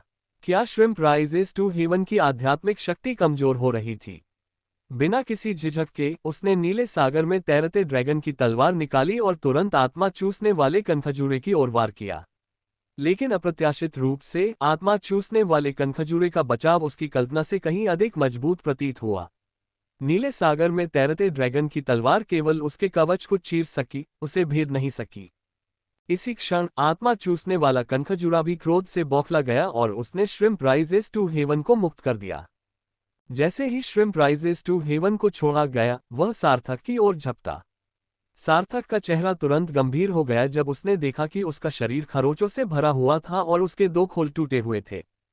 The shrimp rise to heaven की रक्षात्मक क्षमताएं इस आत्मा को भस्म करने वाले कनखजूरे के सामने कुछ भी नहीं है। हाँ, पद का अंतर लगभग एक अथाह खाई है। श्रिम्प राइज टू हेवन की 2 बड़ी गोल आंखों को देखकर लगता है वह दुखी है। सार्थक दंग रह गया। क्या उसने गलत देखा था? अगले ही पल श्रिम्प राइज टू हेवन उसके पैर से लिपट गया, उसका शरीर कांप रहा था। फुफकार, क्या ये रो रहा है? सार्थक अवाक रह गया। उसने सार्थक को लात मारी और बोला, दफा हो जाओ, अब भी रोने की हिम्मत है? तुम उन्हें हरा नहीं सकते, इसलिए वापस आकर रो रहे हो। देखो तुम कितने दयनीय हो। कब्जा। सार्थक ने तुरंत शरीर पर कब्जा करने का फैसला किया। कब्जा करने के बाद उसकी शक्ति पीक ग्रैंड एंगल स्तर तक बढ़ गई। इस स्थिति में एजियोर सी स्विमिंग ड्रैगन सेबर के साथ उसके पास लड़ने का अच्छा मौका हो सकता था। निस्संदेह नीले सागर में तैरने वाले ड्रैगन की तलवार को दूर से नियंत्रित किया जाता था। सार्थक ने जल कंपन मुहर पकड़ रखी थी और वह आत्मा चूसने वाले कनखजूरे को कुचलकर मार डालने के लिए तैयार था। Click click click. आत्मा चूसने वाला कनखजूरा अविश्वसनीय रूप से तेज था। अनगिनत पंजे डेग को चीरते हुए सार्थक की ओर पागलों की तरह दौड़े, उनके जबड़े तेजी से खुलते और बंद होते रहे। सार्थक ने पास आते हुए विशालकाय आकृतियों को देखा और मन ही मन सोचा, क्या तुम्हें लगता है कि मैं तुम्हें सफल होने दूंगा? टकराना। वाटर सील एक विशालकाय प्रेत में परिवर्तित हो गई और सीधे घनी आबादी वाले कनखजूरे के पैरों से टकरा गई। डेक चकनाचूर हो गया और जहाज का ढांचा चरमरा उठा और कराहने लगा। एक क्षण के लिए सार्थक और आत्मा को सोखने वाले कनखजूरे के बीच अंधेरे में भयंकर युद्ध छिड़ गया। कुछ ही पलों में सैकड़ों वर्ग मीटर में फैला पूरा डेक चकनाचूर हो गया। सार्थक ने खुद को जरूरत से ज्यादा समझ लिया और सिर के बल गिर पड़ा। उसे ऐसा लगा जैसे उसकी आंतें बाहर निकल आने वाली हों। इससे पहले कि सार्थक गुस्सा हो पाता, उसने डेक के नीचे एक कोने में एक से अधिक सफेद हड्डियां देखी। वह चौंक गया, ये लाशें वहां क्यों पड़ी थी? श्याओ जिन, बाहर आओ। सार्थक के एक विचार से पंखयुक्त किरण प्रकट हुई। सार्थक को युद्ध में व्यस्त देखकर पंखयुक्त किरण ने आत्मा चूसने वाले कनखजूरे पर क्रोधित दृष्टि डाली और तेजी से उसकी ओर बढ़ते हुए कनखजूरे के सिर पर प्रहार किया। टकराना। आत्मा को सोखने वाला कनखजूरा थोड़ा असमंजस में था, दूसरे पक्ष का दिमाग थोड़ा सख्त था। ऐसा लग रहा था कि वह उसके खिलाफ जीत नहीं पाएगा। आत्मा को सोखने वाला कनखजूरा मानो भाग जाने के बारे में सोच रहा था। पहले तो वो मनहूस अंडरग्राउंड बॉक्सर था और अब ये जिद्दी आदमी। आज ये इतना चुस्त क्यों है? स्विश। पलक झपकते ही शियाओ जिन के दोनों पंखों ने कनखजूरे के पंजों को चीर दिया। सार्थक के आश्चर्य के लिए शियाओ जिन के एक ही पंख के वार से कनखजूरे के 1 दर्जन से अधिक बेहद नुकीले पंजे कट गए। वाह, क्या ये पौराणिक जीवों का सर्वोच्च स्तर है? यह अविश्वसनीय रूप से शक्तिशाली है। लिटिल गोल्ड तो केवल 28वें स्तर का है। ये देखकर आत्मा को सोखने वाले कनखजूरे को एहसास हुआ कि यह चाल बहुत अच्छी थी और उसने तुरंत भागने की कोशिश की। सार्थक, छोटे सोने, उससे टकरा जाओ, उसे जाने मत दो। इतनी दूर आने के बाद क्या सार्थक सचमुच इसे जाने देगा? श्रिम्प राइज टू हेवन के लिए एक फ्यूजन खोजने के लिए सार्थक ने दांव में अनगिनत दुर्लभ जीवों का सफाया कर दिया है। उसकी 8वीं पूंछ अभी तक नहीं उगी है। अब ऐसे सर्वोच्च श्रेणी के विचित्र जीव के यहां होने पर वह इसे कैसे जाने दे सकता है? लिटिल गोल्ड ने अपने पंख फैलाए और पक्षी की तरह झपट्टा मारा। सार्थक को लगा कि वह अपनी चोंच से उसे काट लेगा, लेकिन सभी को आश्चर्यचकित करते हुए लिटिल गोल्ड ने उसे सिर से टक्कर मार दी। टकराना। केबिन में फिर से सेंध लग गई और टक्कर के कारण कनखजूरे के सिर में धंसाव आ गया, जिससे उसका घाव फिर से खुल गया और वह लकड़ी के बुरादे के बीच दर्द से तड़पने लगा। इसी बीच वह छोटा काला कुत्ता, जो शुरू से ही किनारे से देख रहा था, ने मौके का फायदा उठाकर घाव में घुसकर बेतहाशा काटना शुरू कर दिया। सार्थक को तो इसके बारे में सोचकर ही कपकपी छूट जाती है। अगर आपका सामना उस जैसे पेटू आदमी से हो जाए तो आप अकेले ही बचेंगे। सार्थक, छोटे काले जीव, इसे मत मारो। सार्थक ने श्रिम्प राइजेस टू हेवन का प्रयोग करके फ्यूजन अवस्था को मुक्त कर दिया। ये देखकर श्रिम्प फिर से आगे बढ़ गया। दस्तक दस्तक। इस समय श्रिम्प राइज टू हेवन पूरी शान से खड़ा था। तुमने अभी अभी मुझे धमकाने की हिम्मत कैसे की? श्रिम्प राइज टू हेवन ने मुट्ठियां पटकी, जिससे आत्मा भक्षक कनखजूरा लगभग अपने अस्तित्व पर ही सवाल उठाने लगा। सार्थक ने सिर हिलाया और दृश्य को देखा। हाँ, लेवल 37 कोई खास बात नहीं है। 2 दिग्गज स्तर के राक्षस और एक रहस्यमय स्तर का राक्षस, 3 बड़े राक्षस मिलकर तुम पर हमला कर रहे हैं। अगर तुम उनका सामना कर सकते हो तो तुम जीत जाओगे। कुछ देर बाद सार्थक ने जबरदस्ती लिटिल ब्लैक को वापस ले लिया, फिर श्रिम्प राइजेस टू हेवन और लिटिल गोल्ड को अपने साथ ले गया और मरते हुए स्पिरिट सकिंग सेंटीपीड को एक चमकदार मुस्कान के साथ देखता रहा। राक्षस को वश में करो। जरा भी प्रतिरोध का सामना किए बिना मरणासन आत्मा अवशोषक कनखजूरे को सार्थक ने आसानी से पकड़ लिया। सार्थक ने श्रिम्प राइजेस टू हेवन को लात मारी। अगर तुम इस स्तर के प्राणी के साथ विलय होने के बाद पूंछ नहीं उगा सकते तो मैं तुम्हारी दूसरी पूंछें भी काट दूंगा। सार्थक ने खंडहरों में काफी देर तक खोजबीन की, जिसके बाद आखिरकार उसे तीनों शव मिल गए। सार्थक के चेहरे पर थोड़ा सा भाव परिवर्तन आया। तीनों आदमियों की हड्डियां काली पड़ चुकी थीं और कुछ की हड्डियां टूटी हुई थीं। ऐसा प्रतीत होता था कि अंतिम क्षण में, अपनी मृत्यु को जानते हुए और कनखजूरे का भोजन न बनने की चाह में, वे इस स्थान पर शरण लिए हुए थे। उनके पास केवल कुछ ही तलवारें बची थीं और वे सभी टूटी हुई थीं। उनमें से एक की छाती में एक तलवार आधी धंसी हुई थी।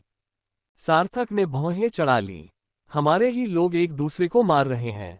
सिर हिलाते हुए सार्थक ने देखा कि मृत व्यक्ति का हाथ अभी भी उसके पेट पर था। फटे पुराने कपड़ों के नीचे मछली की खाल का एक टुकड़ा दिखाई दे रहा था।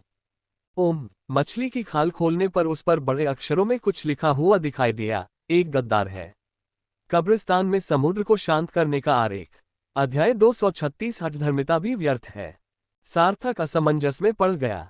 क्या समुद्र को शांत करने वाला आरेख उस डिब्बे में नहीं था, या डिब्बा खाली था? कोई बात नहीं, मुझे पहले ये पता लगाना चाहिए कि सील को कैसे अनलॉक किया जाए। यह विशाल जहाज अब पूरी तरह से अस्त व्यस्त है। ऐसा नहीं है कि जहाज खराब है, बल्कि इसके विपरीत, जहाज बहुत अच्छी गुणवत्ता का होना चाहिए। लेकिन बेहतरीन चीजें भी आत्मा को सोखने वाले कनखजूरे जैसे जीव के रोजाना के हमले को सहन नहीं कर सकती। आत्मा को सोखने वाले कनखजूरे को पकड़ने के बाद सार्थक ने जहाज के पूरे आंतरिक भाग की तलाशी शुरू कर दी, जब तक कि उसे पतवार में एक बड़ा छेद नहीं मिल गया। यहाँ कोई सील नहीं है, इसलिए आप सीधे नीचे जा सकते हैं। सार्थक को डर नहीं था। नीचे जाने से पहले उसने नाव को मछली पकड़ने वाले कांटे से सुरक्षित कर लिया, ये जानते हुए कि अगर नीचे कोई खतरा हुआ तो वह सबसे पहले बाहर आएगा। जब सार्थक गुफा के तल तक उतरा तो उसकी रीढ़ की हड्डी में सिहरन दौड़ गई। उसने एक विशालकाय आत्मा को निगलने वाला कनखजूरा देखा, जो बाहर मौजूद कनखजूरे से 2 गुना बड़ा था। फुफकार, बकवास। सार्थक भागने की कोशिश कर रहा था, तभी उसने आत्मा को सोखने वाले कनखजूरे के सिर में फंसी एक तलवार देखी, एक बड़ी तलवार जो लगभग 1 मीटर चौड़ी और 7 या 8 मीटर लंबी थी। नाम आत्मा चूसने वाला कनखजूरा। सील स्थिति। परिचय। एक कनखजूरा जो लंबे समय से एक निषिद्ध भूमि में कैद है। रैंक 44। गुणवत्ता सर्वोच्च श्रेणी। आध्यात्मिक ऊर्जा से भरपूर 5886 अंक। उपभोग के प्रभाव उपभोग के लिए नहीं। संग्रहणीय वस्तु आत्मा अवशोषण मन का। अवशोषक। सील की स्थिति। सार्थक ने भागने की कोशिश छोड़ दी तो क्या कनखजूरे के सिर में फंसी तलवार उसे सील करने के लिए थी? जब सार्थक नीचे उतरा तो उसने आत्मा को सोखने वाले कनखजूरे को इधर उधर रेंगते हुए देखा, लेकिन वह चाहे जैसे भी हिले, उसका सिर 1 इंच भी नहीं टस से मस नहीं हुआ। सार्थक ने साहपूर्वक आत्मा को सोखने वाले कनखजूरे के सिर पर छलांग लगाई और तुरंत ही उसने अपने शरीर के भीतर की आध्यात्मिक ऊर्जा को तेजी से क्षीण होते हुए महसूस किया। Bang bang bang. सार्थक ने आगे बढ़कर मुझे जोर से लात मारी। क्या तुम मरना चाहते हो? तुम नीचे दबे हुए हो और फिर भी मेरी आध्यात्मिक ऊर्जा को सोखना चाहते हो। सार्थक ने एजोर सी स्विमिंग ड्रैगन कृपाण निकाली और अपनी पूरी ताकत से हमला किया, लेकिन अप्रत्याशित रूप से उसका पूरा बल प्रयोग भी प्राणी के कवच को भेदने में विफल रहा, जिससे उस पर केवल एक हल्का सफेद निशान रह गया। सार्थक ने तुरंत मन ही मन सोचा, मुझे किसी भी कीमत पर यह तलवार नहीं निकालनी चाहिए। अगर मैंने ऐसा किया तो मैं इसे हरा नहीं पाऊंगा। तुरंत ही सार्थक ने श्रिम्प राइजेस टू हेवन और लिटिल गोल्ड को बुलाया। सार्थक, इसे तोड़ दो, इस आदमी का सिर फोड़ दो। सार्थक के कुछ कहे बिना ही श्रिम्प राइजेस टू हेवन ने इस विशालकाय आत्मा चूसने वाले कनखजूरे के सिर पर हथौड़े से 2 जोरदार प्रहार किए, लेकिन इस बार इसके कवच पर एक खरोंच तक नहीं आई। श्रिम्प राइजेस टू हेवन ने सार्थक की ओर हैरानी भरी नजरों से देखा। सार्थक ने उसे लात मारकर दूर फेंक दिया और बोला, क्या फायदा? अब तुम्हें अपने और दूसरों के बीच का फर्क समझ आ गया होगा, है ना? सार्थक ने लिटिल गोल्ड की ओर देखा, जिसके दोनों पंख स्पिरिट सकिंग कनखजूरे के सिर पर वार कर रहे थे। सार्थक ने जब देखा कि इससे कोई फायदा नहीं है, तो उसने दाव से कहा, सिर काटना बंद करो, इसके बजाय जोड़ों को काटने की कोशिश करो।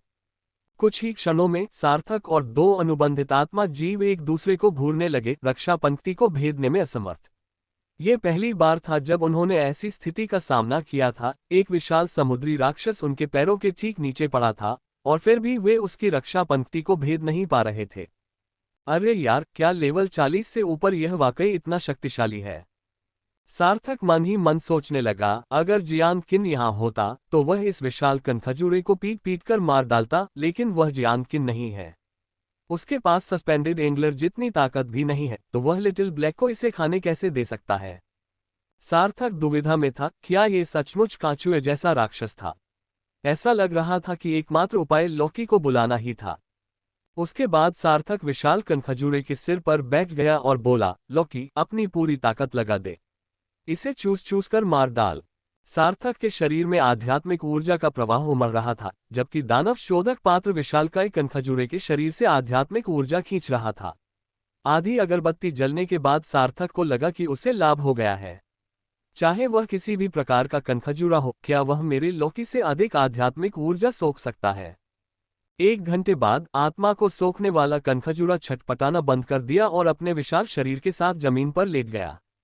सार्थक उसके सिर पर बैठ गया, उसकी दोनों सूंडों को अपने हाथों में पकड़े हुए, और मन ही मन बोला, बड़े कनखजूरे, बस हार मान लो। जितनी जल्दी तुम मरोगे उतनी जल्दी तुम्हारा पुनर्जन्म होगा। 18 साल में तुम फिर से एक अच्छे कनखजूरे बन जाओगे। लेकिन कनखजूरा बोलकर जवाब नहीं दे सकता था। हर बार जब सार्थक अपनी आवाज पहुंचाता तो वह प्रतीकात्मक रूप से 2 बार फड़फड़ाता, मानो सार्थक को खुद से दूर करने की कोशिश कर रहा हो। सार्थक मुस्कुराया और बोला, अब और संघर्ष मत करो। सारा प्रतिरोध मात्र कागजी शेर है। तुम्हारा बेटा तो मर चुका है। तुम्हें जल्दी से अपने रास्ते पर चलना चाहिए, और शायद तुम उसका साथ दे सको। उसके बाद सार्थक ने अपने लॉकी में श्रिम्प राइजेस टू हेवन को जोड़ दिया। मुझे कॉन्ट्रैक्टेड स्पिरिट बीस्ट कनखजूरा नहीं चाहिए, वह डरावना दिखता है। मुझे पहले श्रिम्प राइजेस टू हेवन को अपग्रेड करना चाहिए। इतने ऊंचे रैंक के साथ कॉन्ट्रैक्टेड स्पिरिट बीस्ट बाद में 9वीं पूंछ भी उगा सकता है। लगभग उतने ही समय में जितने समय में एक अगरबत्ती जलती है, सम्मेलन पूरा हो गया। जब श्रिम्प राइजेस टू हेवन दोबारा प्रकट हुआ तो उसके शरीर के सभी घाव गायब हो गए थे और एक नई पूंछ उगाई थी। सार्थक बहुत खुश हुआ। 8 क्षण पहले ही, वाह, मैंने इससे पहले भी कई दुर्लभ जीवों को इसके साथ मिलाया था, लेकिन सब व्यर्थ गया। इस बार मैंने एक दुर्लभ सर्वोच्च श्रेणी के जीव का इस्तेमाल किया और यह बड़ी मुश्किल से अपनी 8वीं पूंछ उगा पाया। सार्थक ने देखा कि फ्यूजन द्वारा स्पिरिट सकिंग सेंटीपीड को हराने के बाद श्रिम्प स्वर्ग में पहुंच गया, जिससे उसकी रैंक में तेजी से वृद्धि हुई और वह स्तर 28 पर पहुंच गया। हाँ, क्या होगा अगर श्रिम्प राइजेस टू हेवन अपने पैरों के नीचे मौजूद इस विशालकाय कनखजूरे के साथ मिल जाए? 9 पूंछें तो जरूर उगाएंगी। फिर क्या श्रिम्प राइजेस टू हेवन अपने चरम पर नहीं पहुंच जाएगा? आत्मा को सोखने वाला कनखजूरा 1 घंटे तक बना रहा। 2 घंटे बाद भी इस व्यक्ति में ऊर्जा बची हुई थी। आध्यात्मिक ऊर्जा के परस्पर अवशोषण और निरस्तीकरण के कारण उसके पास अभी भी 1000 से अधिक अंक थे। 2.5 घंटे बाद जब सार्थक ने देखा कि विशालकाय कनखजूरे में अभी भी 100 आध्यात्मिक ऊर्जा शेष है, तो उसने अपनी वाणी प्रसारित की, विशाल कनखजूरे, हार मान लो। जाओ और अपने बेटे से मिलो। टकराना। विशालकाय कनखजूरा छटपटाया, मानो अंतिम संघर्ष कर रहा हो। सार्थक ने अपनी तलवार उसके सिर पर चलाए, अपनी किस्मत को ज्यादा मत आजमाओ। आध्यात्मिक शक्ति के बिना तुम भूख से मर जाओगे। सार्थक को कुछ गड़बड़ महसूस हुई। हालांकि विशालकाय कनखजूरे की आध्यात्मिक शक्ति लगभग पूरी तरह से समाप्त हो चुकी थी, फिर भी उसमें काफी शक्ति बची थी। लौकी से आत्माओं को सोखने के सार्थक के पिछले प्रयासों के विपरीत, जिनमें विरोधी शक्ति पूरी होने के बाद मर जाता था, यह विशालकाय कनखजूरा अपनी आध्यात्मिक शक्ति पूरी तरह से समाप्त होने के बावजूद इतनी जल्दी नहीं मरा। ऐसा लग रहा था कि वह अभी भी संघर्ष कर रहा है। उस समय मेरी मुलाकात जिस ड्रैगन ईल से हुई थी, वह काफी शक्तिशाली थी, है ना? हालांकि दानव शोधन पात्र ने उसकी सारी जीवन शक्ति छीन ली थी, लेकिन ये 44वें स्तर का कनखजूरा अलग है। ऐसा लगता है जैसे इसमें असीम जीवन शक्ति है। सार्थक तुरंत नाराज हो गया, सब कुछ सह लो। कुछ मिनट बाद विशाल कनखजूरा में जीवन के कोई लक्षण नहीं दिखे और वह गतिहीन पड़ा रहा, लेकिन वह मरा नहीं था। सार्थक, मैं तुम्हें आखिरी मौका दे रहा हूं, तुम तैयार हो या नहीं? अगर नहीं तो तुम भूख से मर जाओगे। अंत में विशालकाय कनखजूरा दानव के शोधक पात्र में फंस गया। वह कुछ नहीं कर सकता था, हिल भी नहीं सकता था। विशालकाय कनखजूरा बेहद निराश महसूस कर रहा होगा, सोच रहा होगा, अगर मैं थोड़ा सा भी हिल पाता तो एक ही पंजे से तुम्हें मार डालता। सार्थक को हंसी आ रही थी। आखिर कठोर कवच का क्या फायदा? अंत में वह फिर भी राक्षस के हाथों पकड़ा ही गया। जैसे ही विशालकाय कनखजूरा गायब हुआ, पूरा डूबा हुआ जहाज हिलने लगा। सार्थक का दिल घबरा गया और उसने तुरंत श्रिम्प राइजेस टू हेवन और लिटिल गोल्ड उठा लिए। फिर उसने 7-8 मीटर लंबी विशाल तलवार उठाए और तैरकर बाहर निकलने लगा। अरे, ये तो छड़ी से कहीं ज्यादा हल्का है। निश्चित रूप से जैसे ही सार्थक तैरकर गुफा के प्रवेश द्वार पर पहुंचा, उसने अचानक कीचड़ और धूल के बवंडर के बीच जियानकिन की आकृति को प्रकट होते देखा। जियानकिन ने सार्थक को विशाल तलवार लिए हुए देखा, फिर चारों ओर नजर घुमाए। क्या यह एक जहाज है? सार्थक, हम इस बारे में बाहर बात करेंगे। मैंने पूरे जहाज की तलाशी ली और जानकारी मिल गई है। जियानकिन ने सिर हिलाया, सार्थक को पकड़ा और हवा में मुक्का मारा, जिससे 1 किलोमीटर के दायरे में मौजूद सारी कीचड़ और धूल साफ हो गई। पलक झपकते ही सार्थक समुद्र की सतह पर आ गया। मछली पकड़ने वाली नाव पर सार्थक हौंफते हुए बोला, छोटी बहन किन, ये तलवार सील बहुत बड़ी है। क्या इसे छोटा किया जा सकता है? जियानकिन ने सार्थक को ध्यान से देखा। ठीक है, तुम एक स्पिरिट सीलिंग स्पिरिचुअल आर्टिफैक्ट को परिष्कृत कर सकते हो। ये सार्थक का तलवार चलाने का पहला अनुभव था। कुछ ही क्षणों में 7-8 मीटर लंबी विशाल तलवार सिकुड़कर सामान्य 3 फुट लंबी ब्लेड में बदल गई, जो उसके हाथ में बहुत हल्की महसूस हुई। लेकिन इससे पहले कि सार्थक उसे छू पाता, उसने जियानकिन की जलती हुई निगाहें देखी। सार्थक ने एक अजीब सी मुस्कान दी। छोटी बहन किन, क्या तुम दाओ के बारे में जानती हो? क्या ये समुद्र को शांत करने वाला आरेख है? जब सार्थक ने समुद्री शांति आरेख शब्द का उच्चारण किया, तो जियानकिन का शरीर कांप उठा और उसका चेहरा थोड़ा लाल हो गया। क्या तुम्हें नीचे समुद्री शांति आरेख से संबंधित जानकारी मिली? अध्याय 237। बूढ़ा आदमी भाग गया। सार्थक ने अपने पे का एक घूंट लिया। ऐसा ही लग रहा था, समुद्र को शांत करने वाले इस आरेख में जरूर कोई बड़ा रहस्य छिपा था। क्या ये कोई अनमोल खजाना हो सकता है? लेकिन तभी सार्थक ने एक डिब्बा निकाला जिस पर समुद्र को शांत करने का आरेख लिखा हुआ था, जिसे देखकर जियानकिन की आंखें फटी रह गईं। सार्थक ने जल्दी से कहा, छोटी बहन किन, अभी उत्साहित मत होइए। पहले देख लीजिए कि इस डिब्बे में कुछ है या नहीं।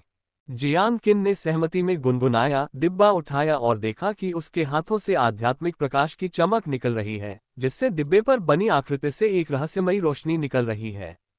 कुछ ही क्षण बाद डिब्बा धमाके के साथ खुल गया। हालांकि जैसा कि सार्थक ने भविष्यवाणी की थी, डिब्बा खाली था। जियानकिन ने राहत की सांस ली और बुदबुदाई, मैं कुछ ज्यादा ही सोच रही थी। समुद्र को शांत करने वाला आरेख यहाँ कैसे हो सकता है? उसने खुद को संभाला और कहा, अगर सचमुच समुद्र को शांत करने का कोई आरेख होता, तो तियानशुई गांव को असंख्य शक्तिशाली हस्तियों ने बहुत पहले ही रौंद डाला होता। इसमें कोई आश्चर्य की बात नहीं है कि यह गांव अब मौजूद नहीं है। सार्थक ने ची दाव का एक घूंट लिया। छोटी बहन किन, इसे एक बार फिर से देखो। सार्थक के काम खत्म करने के बाद उसने मछली की खाल निकाली। जब जियान किन ने मछली की खाल पर जो कुछ था उसे देखा तो वह अचानक उठ खड़ा हुआ, उसका चेहरा गंभीर हो गया। सार्थक ने उत्सुकता से दाव से पूछा, छोटी बहन किन, इसमें लिखा है कि समुद्र को शांत करने वाला आरेख शमशान भूमि पर है। शमशान भूमि कहाँ है? क्या ये तृतीय स्तरीय मत्स्य पालन क्षेत्र में है? जियान किन के चेहरे के भाव बदल गए और काफी देर बाद आखिरकार उन्होंने कहा, नहीं, ये तीसरे स्तर के मछली पकड़ने के क्षेत्र के बाहर है। सार्थक ने आश्चर्य से दाव से पूछा, अज्ञात भूमि? जियान किन ने हल्के से सिर हिलाया, फिर मछली की खाल को एक तरफ रख दिया और उदासीनता से कहा, वापस जाओ। सार्थक चुपचाप मछली पकड़ने वाली नाव को तियानशुई गांव की ओर ले गया, जबकि जियान किन डेक पर मुट्ठी भींचे खड़ी थी। सार्थक समझ गया था कि वह गहरे भावनात्मक उथल पुथल से गुजर रही है। काफी देर बाद जियान किन ने आखिरकार पूछा, तुम्हें नीचे क्या देखने को मिला? जब मैं वहां पहुंचा तो मुझे भयंकर युद्ध के संकेत दिखाई दिए। सार्थक, अरे, मेरा सामना एक विशालकाय कनखजूरे से हुआ जो आध्यात्मिक ऊर्जा चूस लेता है। मैंने जहाज से लेकर तल तक और फिर एक गड्ढे में घुसते हुए उससे लड़ाई की। बाद में मुझे ये तलवार मिली, मैंने इसे बाहर निकाला और फिर तुम आ गए। जियान किन ने हल्के से सिर हिलाया, आत्मा अवशोषक कनखजूरा, तुम बहुत भाग्यशाली नहीं हो। उस जीव की रक्षा शक्ति तो अद्भुत है, लेकिन उसके आक्रमण के तरीके उतने शक्तिशाली नहीं हैं। अब जब उसकी मुहर टूट गई है तो वह द्वितीय स्तर के मछली पकड़ने के मैदान की ओर भाग जाएगा। तुम्हें चिंता करने की कोई जरूरत नहीं है। सार्थक ने कुछ नहीं कहा। अगर मैंने तुम्हें बताया तो मैं डर जाऊंगा। जिसकी तुम बात कर रहे थे वह अब श्रिम्प राइजेस टू हेवन की कहानी का अंत बन चुका है। जियान किन ने सार्थक की ओर मुड़कर देखा, तुमने उच्च स्तरीय महान मछुआरे का दर्जा हासिल कर लिया है। सार्थक ने आंखें सिकोड़ते हुए कहा, मुझे कुछ ऐसे पत्थर मिले जिनमें बहुत अधिक आध्यात्मिक ऊर्जा थी, इसलिए मैंने उनका अभ्यास किया और फिर सफलता प्राप्त की। जियान किन, जब जियान किन ने सार्थक के हाथ में पत्थर देखा तो वह भौहें चढ़ाए बिना नहीं रह सका। निम्न श्रेणी का आत्मा पत्थर, आत्मा को सोखने वाले कनखजूरे के आसपास होने के बावजूद ये निम्न श्रेणी का आत्मा पत्थर पूरी तरह से अवशोषित क्यों नहीं हुआ? सार्थक ने पागलपन के दौरे में कहा, यह एक अजीब से बक्से में मिला था। सार्थक को जरा भी अपराधबोध नहीं हुआ। क्या मुझे ये कहना चाहिए था कि मैं भी आध्यात्मिक ऊर्जा को ग्रहण कर सकता हूं और उसे संग्रहित कर सकता हूं? जियान किन ने इस बात को दिल पर नहीं लिया। उसने खुद को शांत करने की कोशिश की और गंभीरता से सार्थक की ओर देखते हुए कहा, समुद्र को शांत करने वाले आरेख का जिक्र किसी से मत करना। ध्यान से सुनो, तुम्हारे सहपाठियों और चौथी अकादमी के शिक्षकों समेत किसी को भी, समझे? सार्थक ने अपना सिर खुजाया। छोटी बहन किन, आखिर यह समुद्र को शांत करने वाला आरेख क्या है? जियान किन, तुम्हें जानने की जरूरत नहीं है, दाओ। मैंने पहले सोचा था कि वे किसी गुप्त लोक की खोज में गए थे और वहीं फंस गए, लेकिन अब मुझे एहसास हुआ कि मैं गलत था। वे वास्तव में समुद्र को शांत करने वाला यह आरेख खोजने गए थे। सार्थक, कुछ चीजें ऐसी हैं जिन्हें तुम्हें नहीं आजमाना चाहिए, भले ही भविष्य में तुम्हें उस अज्ञेय लोक में जाने का मौका मिले। सार्थक असमंजस में था। ऐसा लग रहा था जैसे कोई गंभीर घटना घटी हो, लेकिन उसे कुछ समझ नहीं आ रहा था। वह पूरी तरह से अचंभित था और उसे कुछ भी महसूस नहीं हो रहा था। इसके बाद जियान किन ने सार्थक से कहा, मैं अब तुमसे कुछ नहीं मांगूंगी और न ही मैं तुमसे उसे ढूंढने में मदद करने के लिए कहूंगी। यह मामला मेरी कल्पना से कहीं अधिक जटिल है। सार्थक ने पलकें झपकाईं। दाओ, छोटी बहन किन, क्या तुम अकेले ही इस कब्रिस्तान में जा रही हो? जियान किन ने कुछ नहीं कहा, बल्कि बोला, चिंता मत करो। तियानशुई गांव में कुछ दिन आराम करना काफी है। जितनी जल्दी हो सके स्कूल वापस जाओ। जहां तक मुझे पता है तुम लोगों की कुल ताकत काफी नहीं है। सिर्फ इसलिए मत सोचो कि तुम द्वितीय स्तर के मछली पकड़ने के मैदान में जा चुके हो। तुम अभी तक तृतीय स्तर के मछली पकड़ने के मैदान में नहीं गए हो। सार्थक ने फिर पलकें झपकाईं। क्या वह मुझे बाहर निकालने की कोशिश कर रहा था? तियानशुई गांव में वापस आकर शायद संयोगवश सार्थक ने अमृता, वीरेंद्र प्रताप, शीतल और कुछ अन्य लोगों को समुद्र में जाने की तैयारी करते हुए देखा। अमृता ने सार्थक को दूर से देखा और तुरंत चिल्लाई, सार्थक। सार्थक ने भी उन्हें देखा, लेकिन अभी उनके पास उनसे निपटने का समय नहीं था। समुद्र को शांत करने का आरेख एक अत्यंत गंभीर मामला था। उस दुष्ट बूढ़े जियांग ने निश्चित रूप से अभी भी उसे बहुत कुछ नहीं सिखाया था। अगर वह मुड़कर देखे और जियांग किन और बूढ़ा जियांग दोनों गायब हो गए हों तो क्या होगा? तब वह किसके पास जाकर रोएगा? सार्थक ने बस उन्हें हाथ हिलाकर अभिवादन किया और फिर दाव ने कहा, मुझे कुछ काम है, आप लोग अपना काम कीजिए, मैं बाद में आप लोगों के साथ समय बिताने आऊंगा। उसके बाद वह जल्दी से जियांग किन के पीछे पीछे बागान की ओर चल पड़ा। अमृता की मुस्कान पल भर में गायब हो गई, उसका हाथ नीचे लटक गया और वह बड़बड़ाते हुए बोली, धिक्कार है, जब हम मिले तो उसने हेलो तक नहीं कहा। वीरेंद्र प्रताप ने माथे पर शिकन डालते हुए कहा, सार्थक जल्दी में लग रहा है, कुछ तो हुआ होगा। चलो 2-4 दिन में वापस आने पर उसे रात के खाने पर बुलाते हैं। यह महज एक मामूली घटना थी और सार्थक ने इसे बिल्कुल भी दिल पर नहीं लिया। वृक्षारोपण। जैसे ही जियांग किन लौटा, उसने मछली की खाल बूढ़े जियांग पर फेंक दी। बूढ़े जियांग ने मछली की खाल से बना नक्शा हैरानी भरे भाव से उठाया और फिर उनके चेहरे का सुस्त भाव बदल गया। बूढ़े जियांग ने सार्थक की ओर तिरछी नजर से देखते हुए कहा, तुम्हें यह मिल गया? और क्या मिला? सार्थक ने कंधे उचकाते हुए कहा, बस इतना ही। ओह, 3 कंकाल थे, लेकिन अब तक वे सब सिर्फ हड्डियां ही रह गए थे, इसलिए मैं उन्हें वापस नहीं लाया। जियांग किन ने सार्थक को घूरते हुए कहा, तुमने पहले क्यों नहीं बताया? सार्थक अवाक रह गया, तुमने तो पूछा भी नहीं। बूढ़े जियांग ने हाथ हिलाते हुए कहा, छोड़ो, उसके यहाँ होने का कोई चांस नहीं है। अब हमें बस यह नहीं पता कि दाऊ कब्रिस्तान में है या। खैर छोड़ो, हान, आज रात उसके लिए कुछ सब्जियां ले आओ और कुछ दिन पहले वाले ढेर सारे पकौड़े बना दो। सार्थक ने पलकें झपकाईं, दादाजी, मुझे ऐसा लग रहा है कि आप अब इस दुनिया से विदा होने वाले हैं। बूढ़े जियांग ने गुनगुनाते हुए कहा, चुपके से निकल जाऊं? कहाँ निकल जाऊं? मैं तो बस भरपेट खाना खाना चाहता हूं। सार्थक ने संशयपूर्वक पूछा, ठीक है, क्या हमें अभी भी हॉटपॉट लेने की जरूरत है? बूढ़ा जियांग, जाओ, और नशे में धुत झींगा भी। उस शाम सार्थक ने असामान्य रूप से 8 व्यंजन और पकौड़ियों का एक बड़ा कटोरा तैयार किया। वास्तव में एक साधक के लिए भोजन की यह मात्रा पर्याप्त से अधिक थी। सार्थक चाहे तो इसे जल्दी पचाकर फिर से खाना शुरू कर सकता था। खाने का सारा खेल भावना से जुड़ा है, अगर आप हर समय एक ही चीज खाते रहेंगे तो आप वह भावना खो देंगे। लेकिन आज रात अलग है, बूढ़े जियांग दाओ ने कहा, हे हान, मेरे साथ कुछ ड्रिंक्स पी लो। सार्थक ने आश्चर्य से दाऊ से पूछा, क्या तुम सचमुच मेरे साथ अपनी शराब साझा करने को तैयार हो?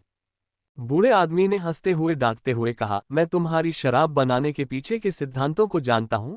क्या तुम्हें लगता है कि मुझे डर है कि तुम सारी शराब पी जाओगे? जियांग किन ने थोड़ी देर खाना खाया और फिर अपने कमरे में वापस चला गया। बूढ़े जियांग और सार्थक को मेज पर ही छोड़ दिया, जो बीच बीच में पीने के लिए अपने गिलास उठाते रहते थे। कुछ ड्रिंक्स पीने के बाद सार्थक ने पूछा, बूढ़े आदमी, क्या आपके पास स्पिरिट गैदरिंग मास्टर की कोई और खास अद्भुत कला है? आपने मुझे कॉम्बैट स्किल नहीं सिखाए। मैं आपको बता रहा हूं, मैंने स्कूल में सिर्फ हीलिंग मैजिक सीखी है और आपने मुझे वो भी नहीं सिखाई। डकार। बूढ़े जियांग ने एक डकार ली और आलस से कहा, नहीं नहीं, युद्ध कौशल जैसी कोई चीज नहीं होती। आत्मा संचय में महारत हासिल करना पूरी तरह से इस बात पर निर्भर करता है कि आप इसका उपयोग कैसे करते हैं। एक बार जब आप इससे परिचित हो जाते हैं तो आप स्वाभाविक रूप से इसमें निपुण हो जाते हैं। सार्थक अविश्वास भरी निगाहों से देख रहा था। बूढ़े आदमी के शब्दों को सत्य या असत्य के रूप में समझना असंभव था। अंत में उन दोनों ने मेज पर रखा सारा खाना और गर्मागर्म सूप का एक बड़ा बर्तन खत्म कर दिया। जैसे जैसे सार्थक खाता गया, उसका नशा बढ़ता गया, उसकी शराब सहने की क्षमता कुछ ज्यादा ही थी। अगले दिन सार्थक बिस्तर से उठते हुए अंगड़ाई ली और जम्हाई लेते हुए बुदबुदाया, दादाजी, अगली बार आप इस तरह मत पीना। मैं अभी छोटा हूं, अभी बढ़ रहा हूं।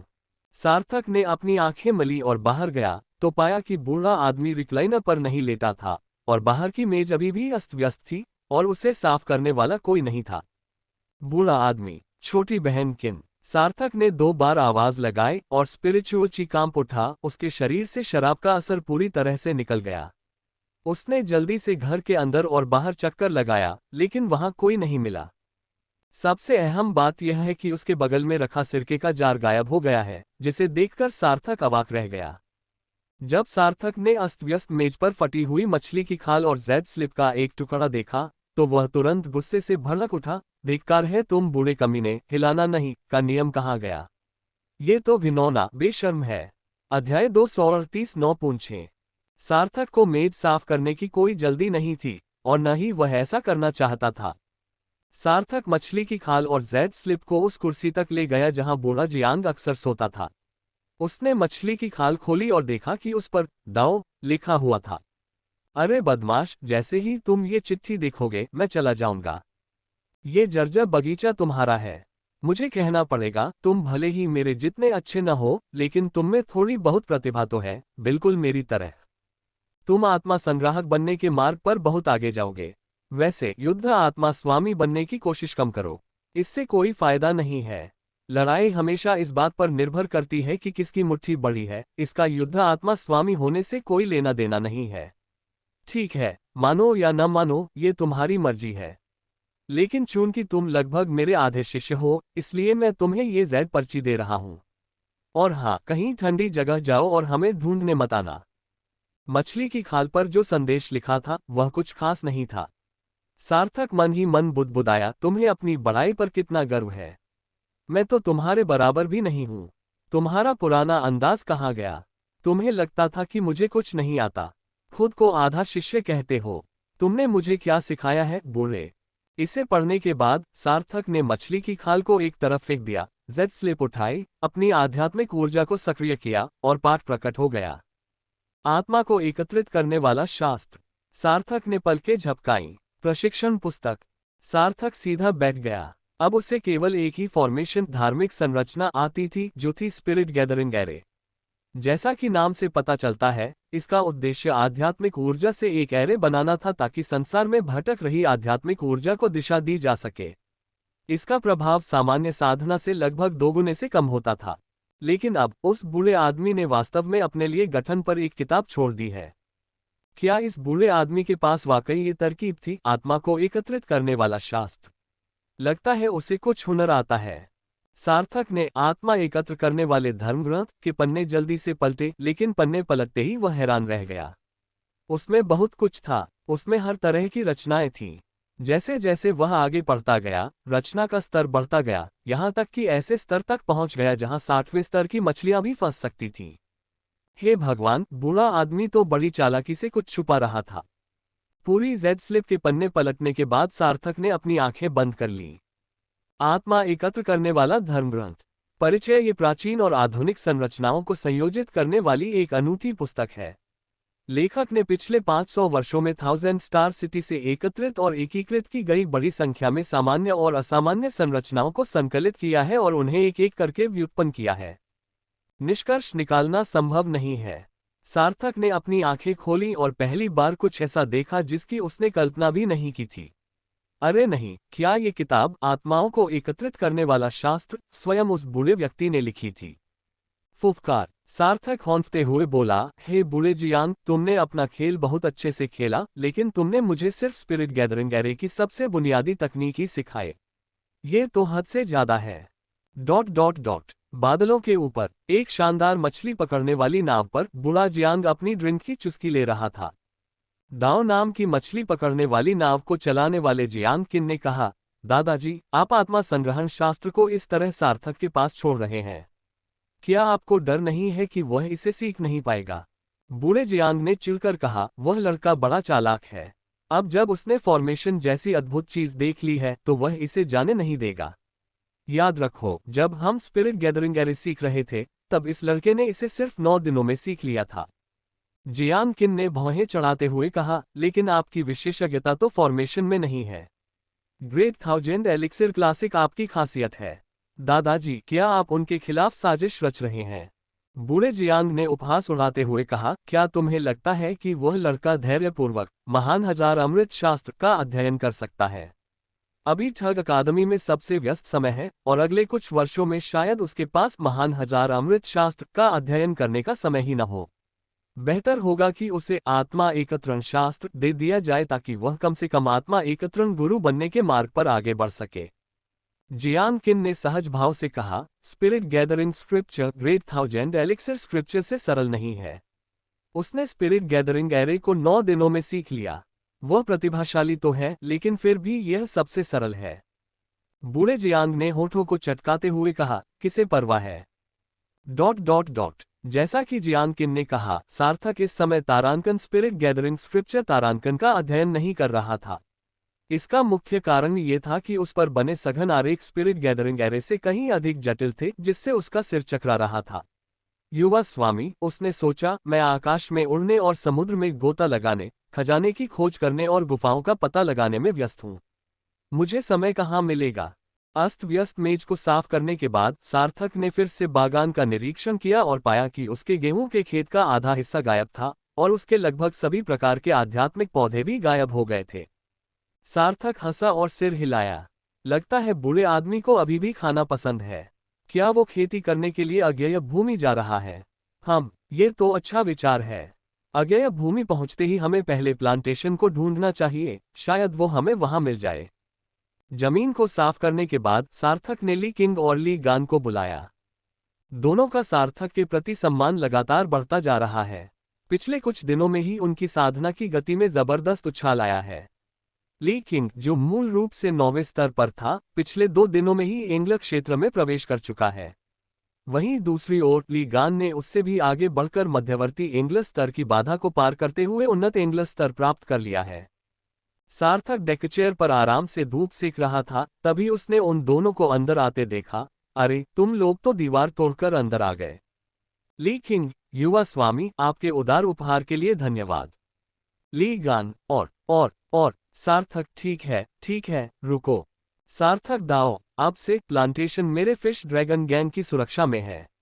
बूढ़े जियांग और जियांकिन तियानशुई गांव छोड़कर चले गए हैं और यह बगीचा अब मेरा है।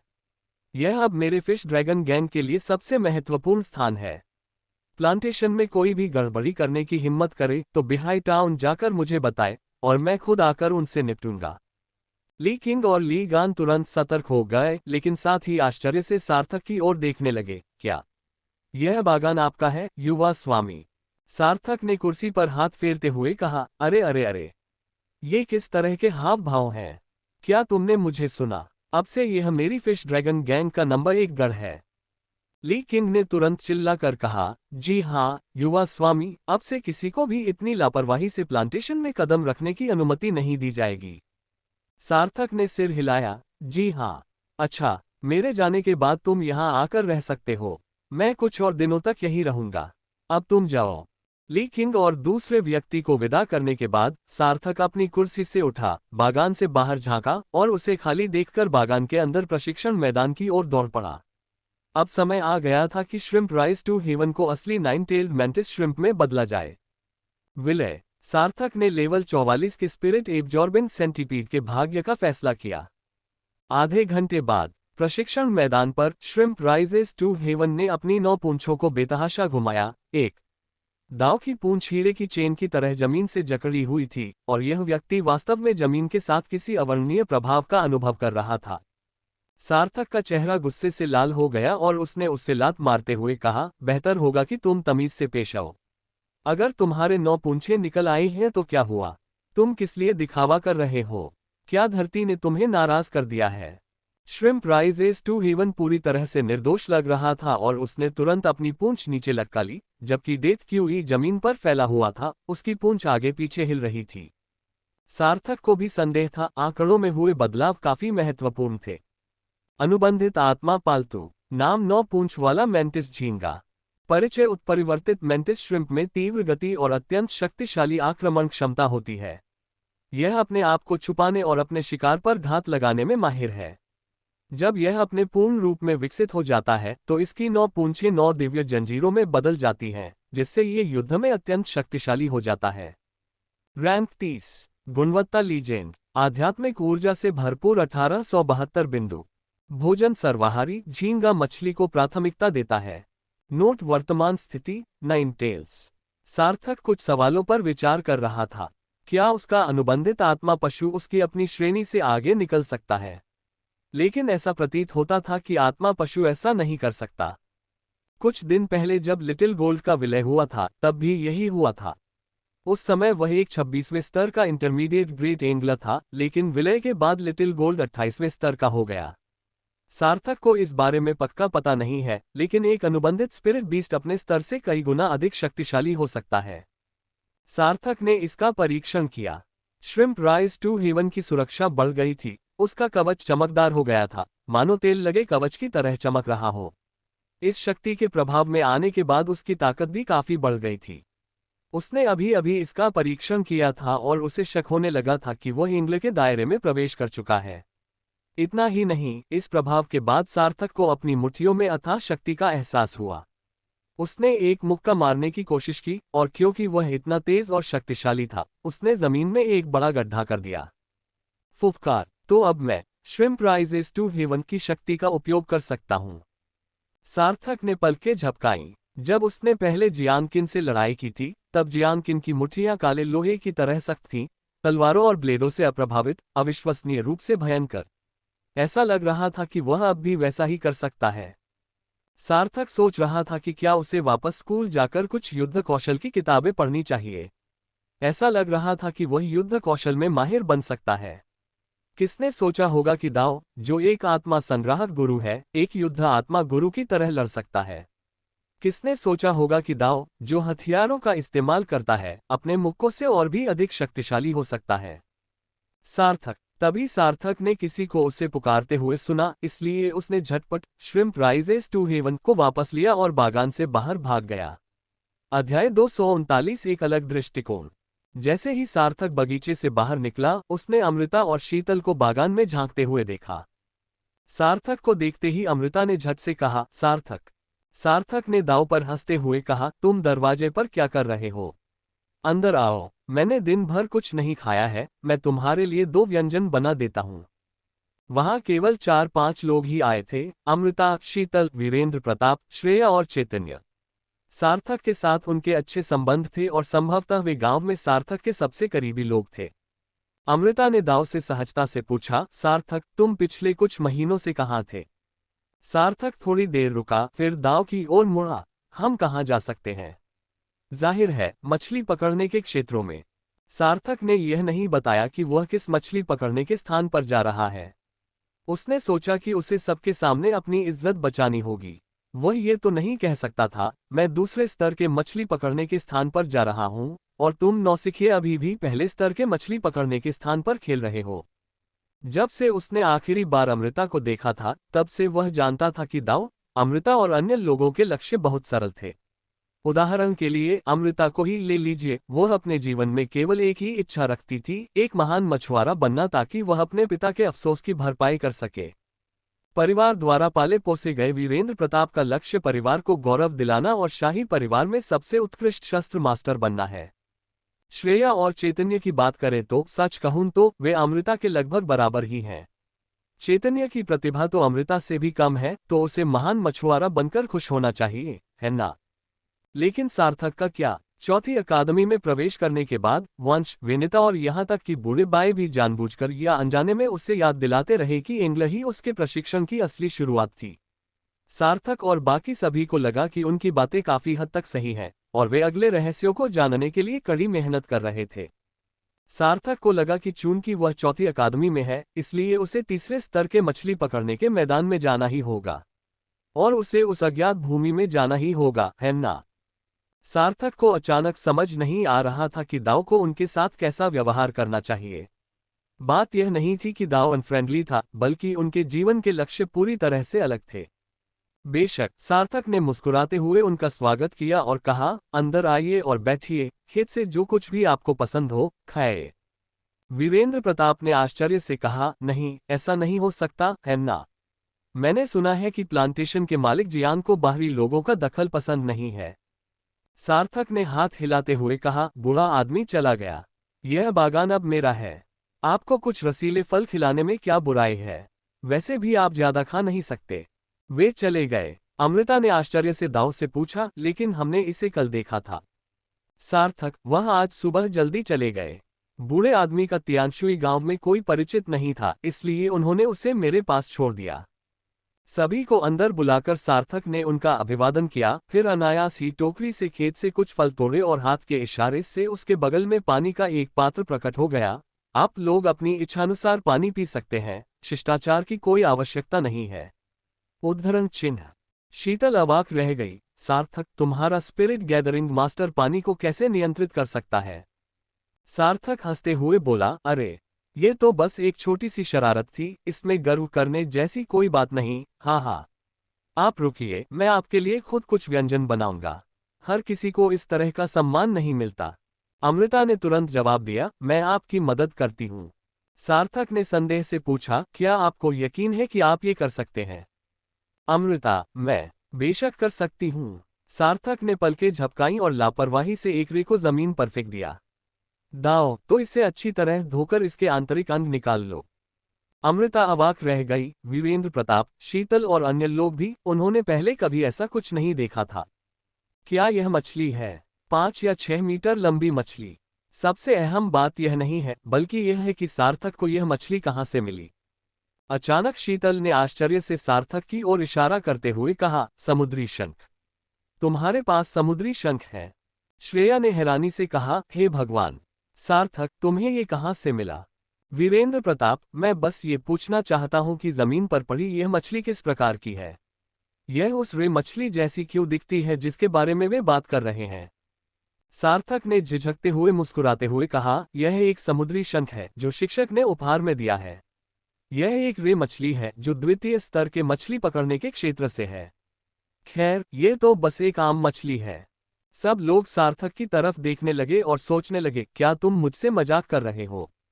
चैतन्य अविश्वास से बोला, मैं इतना पढ़ा लिखा नहीं हूं, इसलिए मुझे बेवकूफ बनाने की कोशिश मत करो। हालांकि हम द्वितीय स्तर के मछली पकड़ने के क्षेत्र में नहीं जा सकते, लेकिन ये निश्चित रूप से द्वितीय स्तर के मछली पकड़ने के क्षेत्र की साधारण मछलियां नहीं हैं। द्वितीय स्तर के मछली पकड़ने के क्षेत्र में पाई जाने वाली आम मछलियां बैराकुडा, पर्लफिश और येलो कैटफिश हैं। किताबों में तो ये भी नहीं लिखा है कि द्वितीय स्तर के मछली पकड़ने के क्षेत्र में रे मछली भी पाई जा सकती है। सार्थक ने उसे घूरते हुए कहा, तुम बहुत ज्यादा बोलते हो। इसे रे कहते हैं। ये ज्यादा नहीं है, लेकिन फिर भी द्वितीय स्तर के मछली पकड़ने के स्थान मौजूद हैं। संयोग से एक मिल गई, तो चलो इसे खा लेते हैं। इसे ना खाना तो फिजूल खर्ची होगी। सब लोग अवाक रह गए। दुर्लभ शब्द का अर्थ है दुर्लभ। आपने द्वितीय स्तर के मछली पकड़ने के क्षेत्र से एक दुर्लभ मछली सिर्फ खाने के लिए पकड़ी। अमृता ने मुंह बनाते हुए कहा, पूछो पूछो पूछो। तुम हमेशा सिर्फ सवाल ही पूछती हो। मछली तो खाने के लिए होती है ना? श्रेया, आओ मेरी इसे साफ करने में मदद करो। श्रेया ने आह भरी और मछली की ओर बढ़ा, लेकिन मछली इतनी बड़ी थी कि उसे संभालना उसके लिए मुश्किल हो रहा था। इसलिए उसने बेबसी से कंधे उचकाते हुए कहा, यह बर्तन इसमें फिट नहीं होगा, है ना? सार्थक, कोई बात नहीं, मेरे पास अभी भी एक बड़ा बर्तन है। सार्थक ने समुद्र में समाई हुई सीप से लगभग 1 मीटर लंबा एक बड़ा बर्तन निकाला। आमतौर पर स्कूल में 8 लोग एक साथ गर्मागर्म खाना खाते थे और एक छोटा बर्तन काफी नहीं होता था। लेकिन आज केवल 6 लोगों के साथ यह एक भोजन के लिए पर्याप्त होगा। सब लोग अचंभित होकर देखते रह गए। अमृता अवाक रह गई। समुद्र को निगलने वाले शंख, इतने अनमोल खजाने, और आपने इतने बड़े बर्तन में उन्हें भरकर रख दिया। सबने सिर हिलाकर तुम्हारी समुद्री सीप में भरी हुई चीज को देखा। एक बर्तन खाना। क्या तुम सच में वहां ट्रेनिंग के लिए जा रहे हो? क्या तुम वहां गर्मागर्म खाना खाने जा रहे हो? सार्थक ने बिना पलक झपकाए कहा, इतना घबराओ मत। लोगों को खाना चाहिए, नहीं तो उन्हें भूख लग जाएगी। श्रेया, तुम मछली के दोनों तरफ से मांस काटो, दूसरी तरफ का मांस बहुत हिलता है और बहुत नरम होता है। श्रेया, जब सार्थक ने समुद्री खोल से जेलीफिश, स्क्विड के टेंटिकल्स और समुद्री अर्चिन निकाले, तो सब उस पर टूट पड़ने ही वाले थे। उन्हें पूरा यकीन था कि यह आदमी प्रशिक्षण के लिए नहीं आया था, वह तो बस सामग्री की तलाश में निकला था। वीरेंद्र प्रताप दाओ, यह एक समुद्री अर्चिन है, एक दुर्लभ जीव। अब तो सभी को इसकी आदत हो चुकी थी। शीतल अवाक रह गई। सार्थक, तुमने सचमुच पूरे समुद्री शंख को खाने से भर दिया। सार्थक, मैं इसमें और भी खजाने भरना चाहता था, लेकिन यहाँ कुछ भी उपलब्ध नहीं है, इसलिए मैं केवल भोजन ही भर सकता हूँ। जब गर्मागर्म बर्तन उबलने लगा और मेज पर 5-6 व्यंजन परोसे गए, तो सार्थक आधा घड़ा शराब भी ले आया। पूछो मत क्यों, पूरा घड़ा गायब हो गया, वह सब बूढ़े जियांग ने ले लिया था। सार्थक, थोड़ा सा कुछ। शीतल, ठीक समय पर। जब गर्मागर्म बर्तन का ढक्कन खोला गया तो उसमें से एक अद्भुत सुगंध निकली, जिससे सबके मुंह में पानी आ गया। श्रेया ने होठों को चटकाते हुए कहा, सार्थक, क्या तुम लोग आमतौर पर यह खाते हो? सार्थक ने मछली का एक टुकड़ा उठाया और जल्दी से अपने मुंह में ठूंसते हुए बोला, क्या तुम्हें लगता है ये लार्ज येलो क्रोकर है? अगर खाना चाहते हो तो खा लो, हम आमतौर पर लार्ज येलो क्रोकर ही खाते हैं। गर्मागर्म बनाने में तो सबसे स्वादिष्ट लगता है। अमृता ने सुशी का एक टुकड़ा उठाया और उसे अपने मुंह में डाला, लेकिन उसकी आंखें सिकुड़ गईं। ये बहुत स्वादिष्ट है, क्या ये सचमुच समुद्री अर्चिन का मांस है? सार्थक ने मन ही मन सोचा, समुद्री अर्चिन में मांस नहीं होता, उनमें केवल गुदा होती है, लेकिन मैं तुम्हें नहीं बताऊंगा, कहीं तुम्हें उल्टी ना आ जाए। चैतन्य ने एक के बाद एक मछली के कई टुकड़े खाए और उसका चेहरा लाल हो गया। अचानक दाव ने कहा, एक मिनट रुको, इस मांस में बहुत अधिक आध्यात्मिक ऊर्जा प्रतीत होती है और मेरे शरीर में बहुत अधिक ऊर्जा का प्रवाह हो रहा है। वीरेंद्र प्रताप ने आंखें घुमाईं। बेशक ये द्वितीय स्तर के मछली पकड़ने के क्षेत्र की एक दुर्लभ मछली है। अगर आप इसे पकड़ लेते हैं तो आप इसे गर्मागर्म पका सकते हैं। क्या आपने सामग्री को उबाला? सब लोग अवाक रह गए। बात समझ में आ रही थी। तियानशुई गांव में किसी से भी पूछिए कि कितने लोग वे मछली को पकड़कर पकाएंगे। सार्थक को छोड़कर एक भी नहीं। खाने के लिए उसे मछली की दुर्लभता या किसी और बात की परवाह नहीं थी। खाना आधा खत्म होने तक सिर्फ सार्थक ही खा रहा था। बाकी लोगों में से शीतल बड़ी मुश्किल से एक निवाला ले रही थी, मानो वह कुछ और टुकड़े खाना चाहती हो। अमृता और अन्य लोग पहले से ही जमीन पर बैठे हुए थे और साधना शुरू कर चुके थे। रे के भीतर निहित आध्यात्मिक ऊर्जा महत्वपूर्ण नहीं थी, बल्कि मछली के मांस में परिष्कृत आध्यात्मिक ऊर्जा महत्वपूर्ण थी, जिसमें अपार ऊर्जा समाहित थी। इसी कारण उन्हें इसे पचाना पड़ा, अन्यथा उनके शरीर में या तो आध्यात्मिक ऊर्जा का प्रवाह बढ़ जाता या ऊर्जा का विस्फोट हो जाता, जो पौष्टिक टॉनिक के बजाय एक शक्तिशाली विष बन जाता। कई घंटों बाद श्रेया, चैतन्य और अमृता तीनों ने सफलता प्राप्त की और इंटरमीडिएट एंगलर बन गईं। वीरेंद्र प्रताप, जो पहले से ही इंटरमीडिएट एंगलर थे, आगे नहीं बढ़ पाए, लेकिन फिर भी उन्हें इस अनुभव से बहुत लाभ हुआ। शीतल में वीरेंद्र प्रताप से अधिक क्षमता थी, उन्होंने सबसे अंत में साधना शुरू की और सबसे पहले उठी। उठने के बाद वह मछली निकालने के लिए बर्तन की ओर दौड़ी, लेकिन पाया कि मछली पहले ही जा चुकी थी। सार्थक, इसे जल्दी जल्दी मत उठाओ, अभी आधा से ज्यादा बचा है। तुम लोग इसे वापस ले जाओ और आराम से खाओ। शीतल, क्या तुम खाना नहीं खाओगे? सार्थक, मेरे पास अभी भी कुछ बचा है। शीतल, अध्याय 240 स्कूल वापसी। सार्थक ने शीतल और बाकी लोगों को मुस्कुराते हुए विदा किया, जरा भी नखरे नहीं दिखाए और उनके साथ अच्छे दोस्तों जैसा व्यवहार किया। आखिरकार तियानशुई गांव में उसके वाकई कुछ अच्छे दोस्त थे। पहले अमृता उसकी दोस्त थी और बाद में वीरेंद्र प्रताप, शीतल और बाकी लोगों से उसकी जान पहचान बड़ी मुश्किल से हुई। वापसी के रास्ते में अमृता ने भौहें चढ़ाते हुए कहा, क्या तुमने गौर किया है कि वह कितना मेहमाननवाज हो गया है? उद्धरण चिन्ह। श्रेया ने अमृता को गहरी नजरों से देखा, लेकिन कुछ नहीं कहा। शीतल, रे को अपनी पीठ पर उठाए हुए अपने होठों को चटकाते हुए बोली, तुम सचमुच नहीं चाहती कि वह तुम्हारे साथ बदतमीजी करे, है ना? वीरेंद्र प्रताप ने सिर हिलाते हुए कहा, हमारा रिश्ता टूट गया है। सार्थक ने पहले जैसा ही व्यवहार करने की पूरी कोशिश की, लेकिन असल में उसका रिश्ता टूट गया है। ऐसा इसलिए है क्योंकि अब हम अलग अलग स्तर पर हैं। क्या तुम्हें सच में लगता है कि रे मछली को मारना आसान है? जहां तक मुझे पता है, रे मछलियां झुंड में रहती हैं। एक रे मछली का शिकार करने के लिए पहले आपको रे मछलियों के एक समूह का सामना करना पड़ता है। यह एक अलग बात है। दूसरी बात, मैंने द्वितीय स्तर के मछली पकड़ने के क्षेत्र में रे मछली के बारे में कभी नहीं सुना है। ऐसी अफवाहें हैं कि कभी कभार पानी के नीचे के जंगल में कुछ रे मछलियां दिखाई दे सकती हैं, लेकिन ऐसा कभी कभार ही होता है। अमृता, पानी के अंदर का जंगल कहाँ है? वीरेंद्र प्रताप ने व्यंग्यात्मक मुस्कान के साथ कहा, आप सभी ने कुछ समय पहले स्टोन फॉरेस्ट स्ट्रेंजलैंड में हुए बड़े बदलावों के बारे में सुना ही होगा, है ना? ये 4 सबसे खतरनाक जगहों में से एक है। और अंडरवाटर जंगल दूसरे स्थान पर है। फ्लेम माउंटेन पहले स्थान पर, अंडरवाटर जंगल दूसरे स्थान पर, स्टोन फॉरेस्ट स्ट्रेंज लैंड तीसरे स्थान पर और फायरी वाटर्स चौथे स्थान पर है। फुफकार। शीतल ने हौंफते हुए कहा, तुम्हारा मतलब है कि सार्थक पानी के अंदर के जंगल में गया था? वीरेंद्र प्रताप, मेरा मतलब यह है कि सार्थक बहुत तेजी से विकसित हो गया है। बिहाई कस्बे में चौथी अकादमी के 5 सदस्यों ने तीनों महान अकादमियों को हरा दिया और फिर गायब हो गए। वे 2 महीने से अधिक समय से लापता हैं। वे कहाँ गए? चैतन्य का मुंह खुला रह गया। द्वितीय स्तर के मछली पकड़ने के मैदान में 2 महीने से अधिक। इस समय अमृता भी बेहद चिंतित थी। उसने द्वितीय स्तर के मछली पकड़ने के मैदान जैसी खतरनाक जगह पर 2 महीने से अधिक समय बिताया था। वीरेंद्र प्रताप ने दाव की ओर व्यंग्यात्मक मुस्कान के साथ कहा, इसलिए मैंने कहा था कि हमारे बीच की खाई बढ़ती ही जा रही है। अगर उन्होंने द्वितीय स्तर के मछली पकड़ने के क्षेत्र पर कब्जा कर लिया है, तो आप कल्पना कर सकते हैं कि वे आगे कहां जा रहे हैं। बिना सोचे समझे दाव ने पूछा, तीसरे स्तर का मछली पकड़ने का मैदान?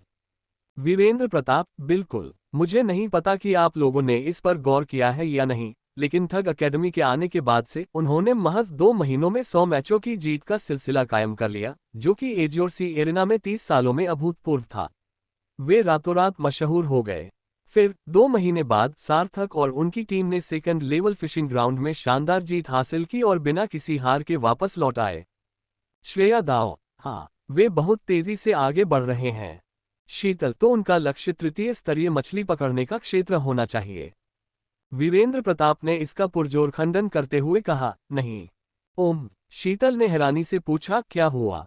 वीरेंद्र प्रताप ने अपनी आंखें थोड़ी सिकुड़ी। अगर उनका लक्ष्य तृतीय स्तरीय मत्स्य पालन मैदान है, तो वे अखाड़े में लगातार 100 जीत हासिल करने के बाद वहां जा सकते थे। यह मत भूलिए कि जो 3 महान अकादमियों के शीर्ष 100 खिलाड़ियों को हरा सकता है, उसके लिए चुनौतीपूर्ण प्रशिक्षण के लिए तृतीय स्तरीय मत्स्य पालन मैदान जाना स्वाभाविक ही होता है ना? लेकिन वे नहीं गए। वे जानबूझकर द्वितीय स्तरीय मत्स्य पालन मैदान गए।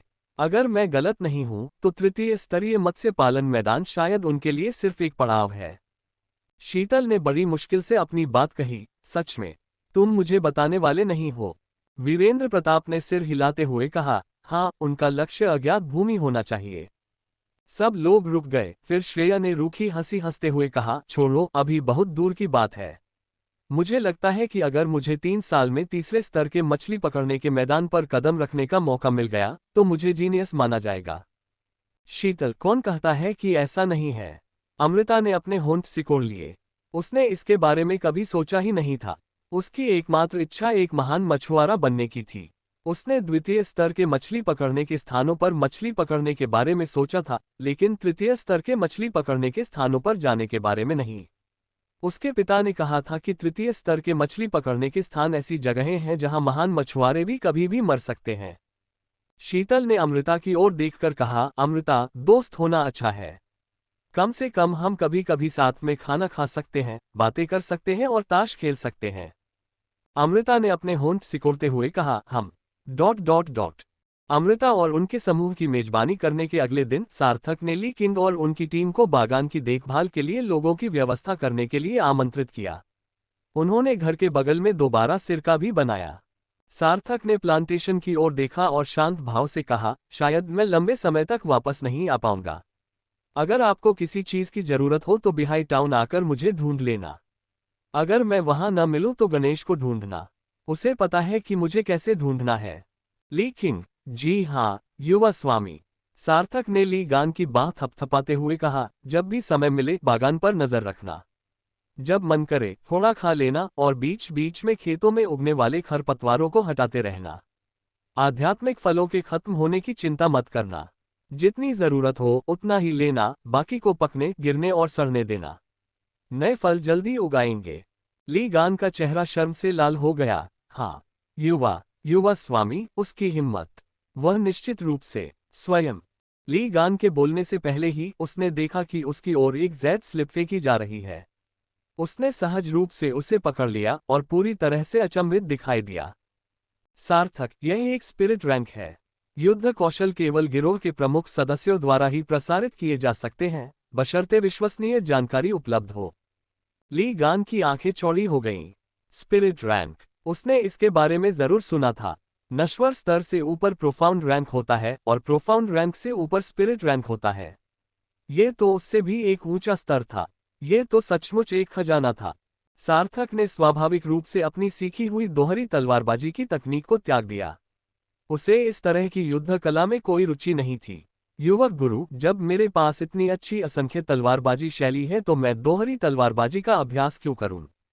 बेशक ये सार्थक के लिए बेकार है, लेकिन ली किंग और ली गान ने इसे पहले कभी नहीं देखा। इस तक पहुंच न पाना ही सबसे बड़ी समस्या है। बूढ़े जियांग और जियान किन जा चुके हैं और ऐसा लगता है कि तियानशुई गांव में अब याद करने लायक कुछ बचा ही नहीं है। उन्हें लगता है कि वे शायद कभी वापस नहीं लौट पाएंगे। ठग अकादमी। जब सार्थक लौटा तो उसने बागान से खड़खड़ाहट की आवाज सुनी। अंदर जाकर उसने देखा कि रिंकू दो बड़ी ढालों से गेहूं को कुचल रहा था। सार्थक को हंसी भी आए और झुंझलाहट भी। मोटे, तुम कब वापस आए? सार्थक को आते देख रिंकू अत्यंत प्रसन्न हुई। दाओ, मैं कुछ समय से वापस आ गया हूं। ये 9 स्वर्ग है और तुम ही अकेले थे जो यहां नहीं थे। दाओ की बात सुनकर सार्थक हैरान रह गया। क्या हमें 15 दिन की छुट्टी नहीं मिलनी थी? आप सब जल्दी वापस क्यों आ गए? रिंकू ने अपने हाथ पैर फैलाते हुए कहा, घर पर करने को कुछ नहीं है। रचित ने तो कमाल ही कर दिया। अरे, तुमने भी कमाल कर दिया। रिंकू की आंखें अविश्वास से चौड़ी हो गईं। क्या ऐसा हो सकता है? कितना समय बीत गया था। सार्थक ने अभी अभी द्वितीय स्तर के मछली पकड़ने के मैदान की अग्नि बादल गुफा में घुसपैठ की थी। केवल कुछ दिन, 2 महीने और उसने फिर से घुसपैठ कर ली।